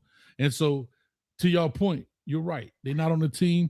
But what I would love, I don't know who has PFF or whatever, but I would love to see the target breakdown versus the catches and completion. Because right now, I think we're all trying to remember off our head, and we don't have the exact number. Oh, I'm just saying that's my first. Can I make a very quick response to you, real quick, Coach? Because I'm with y'all. I'm behind JoJo and I'm behind Ray. In Ray defense, Coach, I don't believe anybody got them stats from PFF for this man dropping all these passes. I think that's BS. Honestly, that's my personal opinion. I'm just saying. I want somebody to produce it. No, I agree with you. What I'm saying is, I think JoJo was just. Ray was just unlucky enough to get sandwiched between Restrepo and Malachi. Fine. And I think he if Malachi Tony never signs at Miami, I think Ray Joseph was probably the starting slot receiver at Miami last year. Fine. I don't just so happen Malachi came here. I just think Malachi came here. And with that being said, what bothers me with that, Shaka, starting in the slot. But Shaka, you know what bothers me with that? What clearly bothers me about that statement that you made is not towards you. Is that if you're telling me if Malachi Tony didn't come here, Ray would be the guy. Okay, great. But I don't know if he'd be the guy, Coach, but he'd be in the slot receiver. Okay, he'd be in the slot. No problem. No, he wouldn't. No, wait a minute. No problem. What bothers me about that is that even with Malachi Tony, you're telling me that the tight end was better than him sitting on the bench then. That's bad. See, y'all keep saying, oh, God. I'm talking about a guy that took a slot that's not as good, that could have made the job easier. That's what y'all keep saying, oh, God. I'm not talking about, I'm talking in general. But Coach, a tight end got different responsibilities. Bullshit, he's that wide receiver. He got different responsibilities, and you know that. Our tight ends don't block hardly at all. They go out for passes. We go four wide receivers all the time, and Bowman is that wide receiver. All the time. Running the screen. Thank you. Hold on. What I'm telling you, I'm not talking about tight end in line with his hand in the dirt.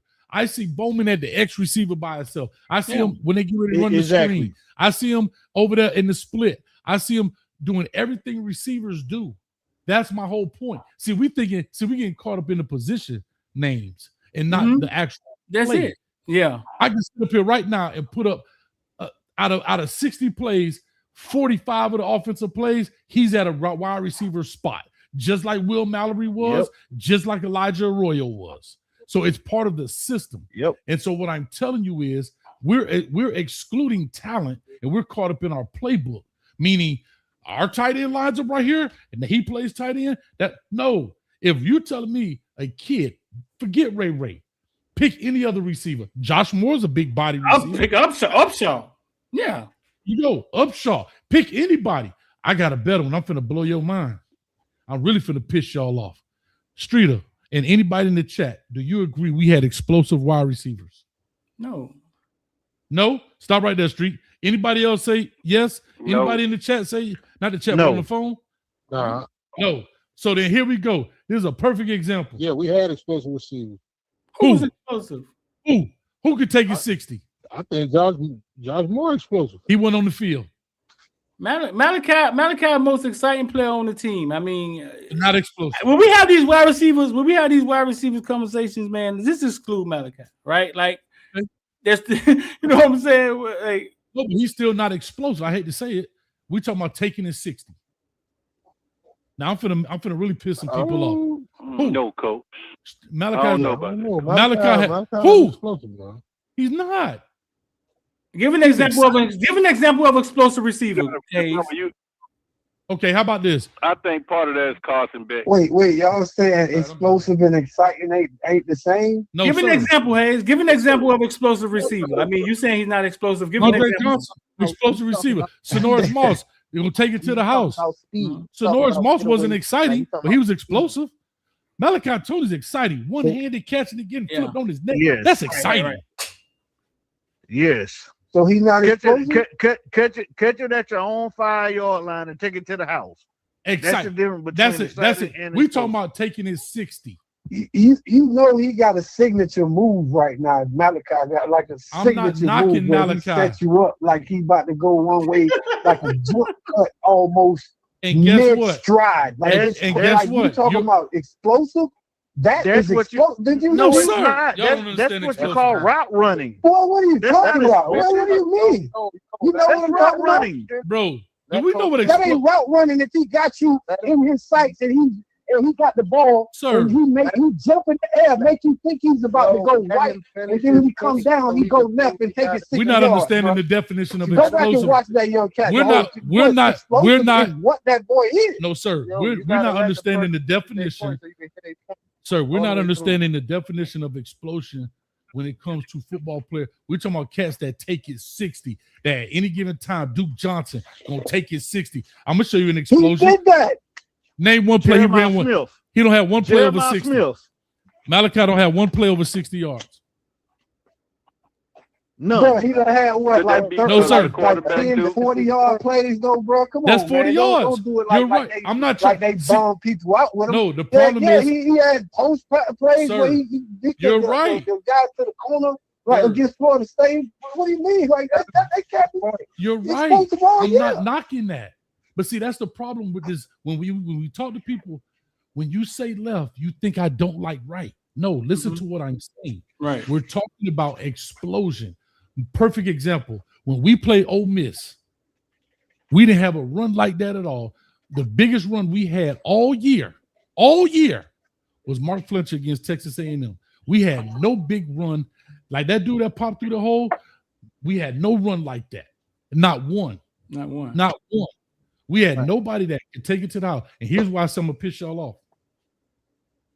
Well, if Keontae Scott run a 4.25 and he played wide receiver in high school and he was explosive at a 4, why we never ran him vertically down the football field? Why we never said, hey, why don't we take this talent and run him vertically down the foot? He played wide receiver in high school. Or he go look at his highlight tape. Watch this. I'm going to blow y'all brains open. Y'all going to be pissed at old coach. Huh? Watch this. Y'all gonna be all hot with old coach right now. I'm finna start some ish. But no. Hold on. Keita Marion had a couple of explosive. Like, what do you mean we have no? Come on, man. Name one over 60. Let Coach get it out. Let's Coach get it out. Name one over 60. This Keontae Scott highlight tape. I'm just saying. Yeah, look at this kick return. Bro. He 4.25. What I'm saying is what we doing with our top players. He need touch the ground. That's all right. How about this one? I bet his knee don't touch the ground on this pad, on this screen right here. Look at this. This option. I bet his knee gonna touch the ground in the end zone. Hello. Shut your mouth. Shout out to Missy Elliott. I bet his knee don't touch the ground on this pass right here. Watch this. Holla. Shut your mouth. Here we go. Watch this next one. You notice a number of wide receiver stuff on here. Bubble screen. Shut your mouth. Woo. Get him, coach. How far Get was him, that coach. play? The one where Malachi got tripped up. That was a punt return. And tapped him on his leg. That was a punt return. And the Texas A&M. Punt return. That will prove coach's point, though. Take it to the house. That's so Take it to the house. this though. No, No, the it Florida did State not. play, bro. Yeah, When he he caught it in the middle and for like 45 yards and got tripped and still outran everybody. The post play on the Florida State game. Again, like y'all Wasn't 60. be taking the explosion out of that young cat game from this year. He had a lot of explosive plays this year. No, they were big Man, plays. your You gotta argument miss is zero. but you're missing my point, sir. I didn't say explosive plays. I said explosive. Meaning guys that can take it 60. Yeah, like Dalvin Cook. Hell, his daddy. His That daddy, nigga run his flag. his daddy, yeah. His daddy I'm was. just telling you, and this is not a knock to my. I'm saying what we lacked offensively was a guy that could take it 60 at any given moment. And as good as we played, name a guy that took it 60. I only know we had one play of 57 yards, which is cool. With 4 against Texas A&M. Yeah, Fletcher. That's it. Yep, Fletcher. That's See, it. Coach talking. Bro, how far was Fletcher running the national championship? Coach is talking about. Well, hold on, wait a minute. Watch this. This what Coach mean when he talking about fast, right? You see how fast we made Street take one head off and put off the other one. See, y'all didn't even see that, but it was so fast that y'all didn't see it. That's what he was talking about fast. Okay, I'm just saying. Jordan Love got the longest run of any player on the team. Which is 91 yards the year before. USF. But he was Pringle had the long run. How long was Mark Fletcher touchdown running? That was the year before that. Hold on, bro. I'm That gonna show was you the right now. Virginia Tech Hold year on. Yeah, before but he didn't state. He said explosive. He said taking 60. Did he give a year or did he say taking 60 yards? I said I'll 60 wait. plus. 60 plus. If you see it, you Hold on. cover it up for Here's me, a- babe. Take here's a like a per- piece of the Come white on, paper y'all. and Y'all put gotta it mute over up. Y'all in the so we back. see it. Y'all gonna tell on yourself. No. All right, let me mute him up. Here it is. I'm looking at our stats right now. Mark Fletcher, his longest run was 57. The next one was Pringle at 38. The next one was Marty Brown at 23. The next one was Keelan Marion at 22 on the jet sweep. After that, we in the less than 20 yards. There's nobody else with runs of any significance. That's at running. Let's go to wide receiver, right? We had Malachi Tony had the 61 yard, his longest, and Marion had a 61 yard. After that, CJ Daniels had a 47, the 50-50 ball. Next, we got JoJo Trader with the 44. Then we talking about 29, 33. I'm just telling you, 22, 20. No, And I'm not- I ain't arguing. I just think some of that is on Carson Beck too, though, man. It may be. Like you leaving that part out. No, I'm not Some of leaving that it is on out. Beck too, man. It may be. because he didn't. A lot of times he could have put the ball out in front of you. I with you on that, but that don't mean that we still had the receivers to do. I'm agreeing with both of y'all. I mean, You see what I'm I saying? feel you. I feel you. We ain't had the most explosive. That's all I'm I saying. do think Malachi got some explosion though. That's Yeah, where I I don't- kind of. I- no, I'm with I you, don't- but I do think Malachi's a little. I don't agree with that one. So okay, I think the Malachi's screen he quick. scored on, for example, Ole Miss game, that wasn't an explosive play. The what Even play? though it wasn't No, it 90 wasn't. yards, it was still an The explosive. defense. explosive. No, Why is that not an explosive play? No, I'm asking I'm- what It is. Hold Just on. because it Hold wasn't on. 90 yards don't mean it wasn't Hold on. explosive. I'm trying to tell you why it wasn't. A Why? lot of times, Y'all a lot of gonna times. change y'all tune. No, hold on. See, a lot of times, just because you see a player do something, that don't mean the defense wasn't out of position. Oh my on God. that Oh, play, if you shit. actually watch this, hold on, time out. No, hold on. Hey, No, man, no. listen, man. I gotta. I'm gonna- Can Can I See, that's why finish? he muted Can I- you. Why he muted you before, brother? No, No, I'm listen. saying. No, listen. I'm trying to say this before I get muted again. Yeah, you about to So let me get it out. hurry up. Let me get it out. I Right? think you drinking that So a Hennessy, lot of man. no, I'm not. I don't even drink Hennessy. I don't do dog liquor, brother. But anyways, a lot of time the defense be out of position, right? And on that play, if you actually look, the defense was out of position. But Okay. if he would have watched this, if he would have threw that the same play at the 10-yard line on our goal line, 10-yard line, if you sit here thinking Malachi would have took that to the house, that would be explosive. Malachi probably would have got caught. That's not explosive. Oh, Explosive shit. mean watch this. No, yeah, I'm saying he listen. Oh, Let my me finish. God, Let me finish. Yeah, I'm gonna let you What finish. explosive? What explosive mute mean, myself. right? This is what explosive mean, right?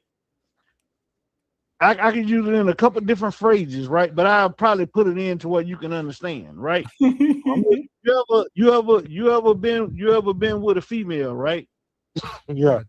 Then you got that first one. That first one was explosive, right? But then the second one, it was explosive.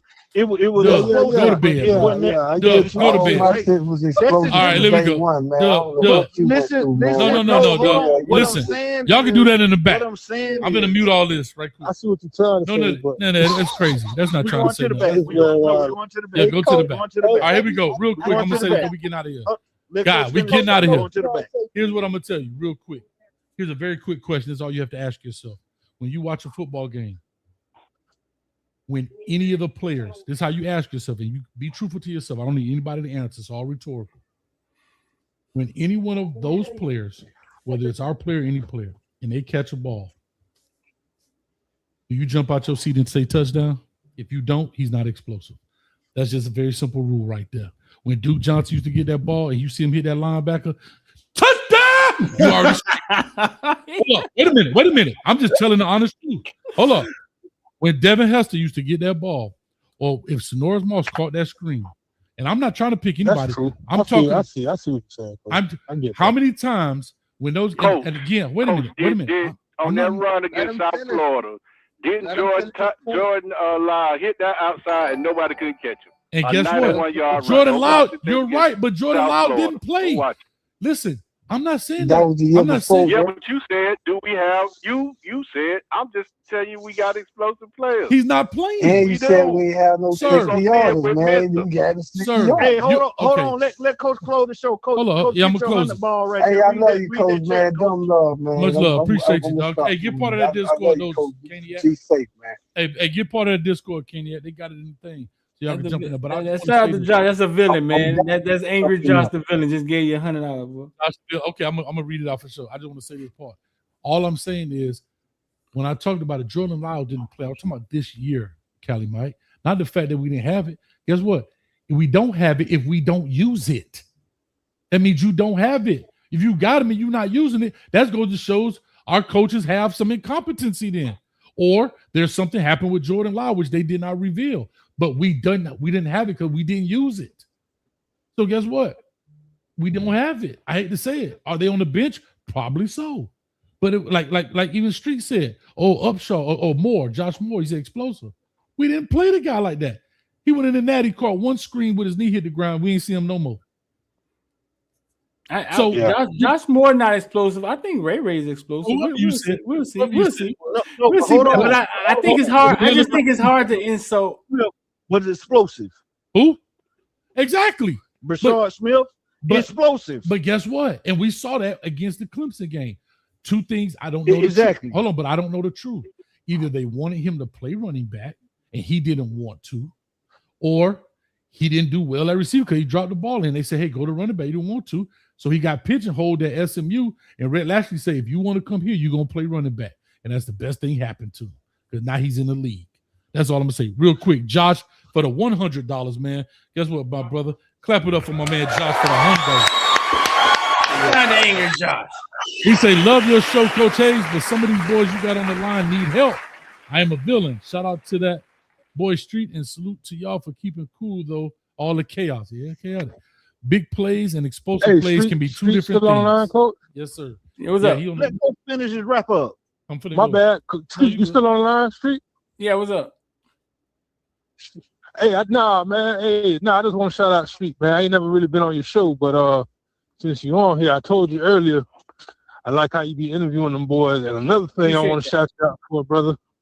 I told Coach about 2 weeks ago, and I'm trying to tell these boys, man, that interview you did with Daylight, that was on point, bro. Appreciate that. That gave me a big understanding to why Malachi is the way he is and why he built the way he built, bro. So I just want to let you know I peeped game with that. That was a good piece of information when I seen that interview with Malachi Pops, man. I see why that kid built the way he built. I see why he's special. That's all. I hate to all. break So it to you, brother. I hate to break it to you, brother. If you What want to you breaking shout out to me? street, if you want to shout out street, go to Street Show. This Coach Hayes show. All right, Man, yeah, it's keep all going, good. Coach.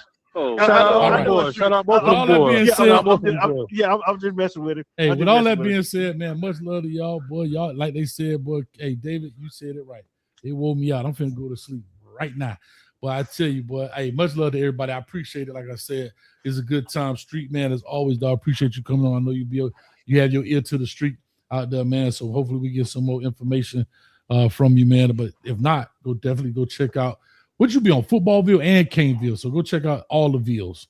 You understand And me? all the bills. And listen, but in the morning, man, we go live. Y'all write this down. Kick.com/footballville. We go live before the dang on. I'm out there live driving in my car. I'm live on kick.com/footballville. Before the practice, we live and out there on campus. And you know what I'm saying? So that's something new we started doing. So I'll be live in the morning, man, about 7 o'clock. But you gotta go follow us on kick.com/footballville. So that's the Kick platform for that I don't know, right? That's the Kick platform, yeah. It's kind of geared towards being live. Like I'm not live sitting here. I'm live like in my car, riding around, like on campus. Streaming, basically. Yeah. In a hotel room, and you know what I'm saying, stuff like that. I'll be watching you, Street. But anyway, hey, so will y'all appreciate it? Make sure y'all hit the like, share, Street, subscribe what button. day y'all do the Bitcoin? Oh, we do it. We live trade in every morning, man. Like 8:30, we live trade in the morning. Let people watch us live trading. 786, send me a text. You got a question, man. 786-405-9499. Gotcha. Man, fuck it, man. If he really watch you, Street, he would already known that number. Yeah, I know it. I love y'all chains, man. We out of here. Matter of fact, Footballville mama voice so nice. She sang this song for Disco Rick. Right here. Coach Hayes' mama told him to bench JoJo. Her puss ass.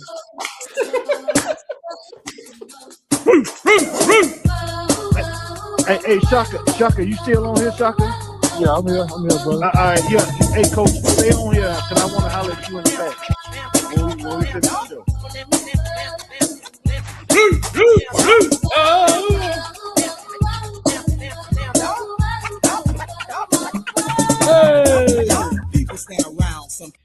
Nah, your mama's on that crack. We out here, man. Hey, Josh, appreciate you for the hundo, man. Much love. 245 and climb. Hit the button, man. WRE's coming out every day in the building, man. Y'all check them out. Hit them, like them, share them, subscribe them, put them on the message board. Tell 2 people about the channel. Tell them to tell 2 people. And tell them 2 people to tell 2 people. We're on the road to 100,000 Street. Don't look in your rear view, boy, because I'm coming. Peace.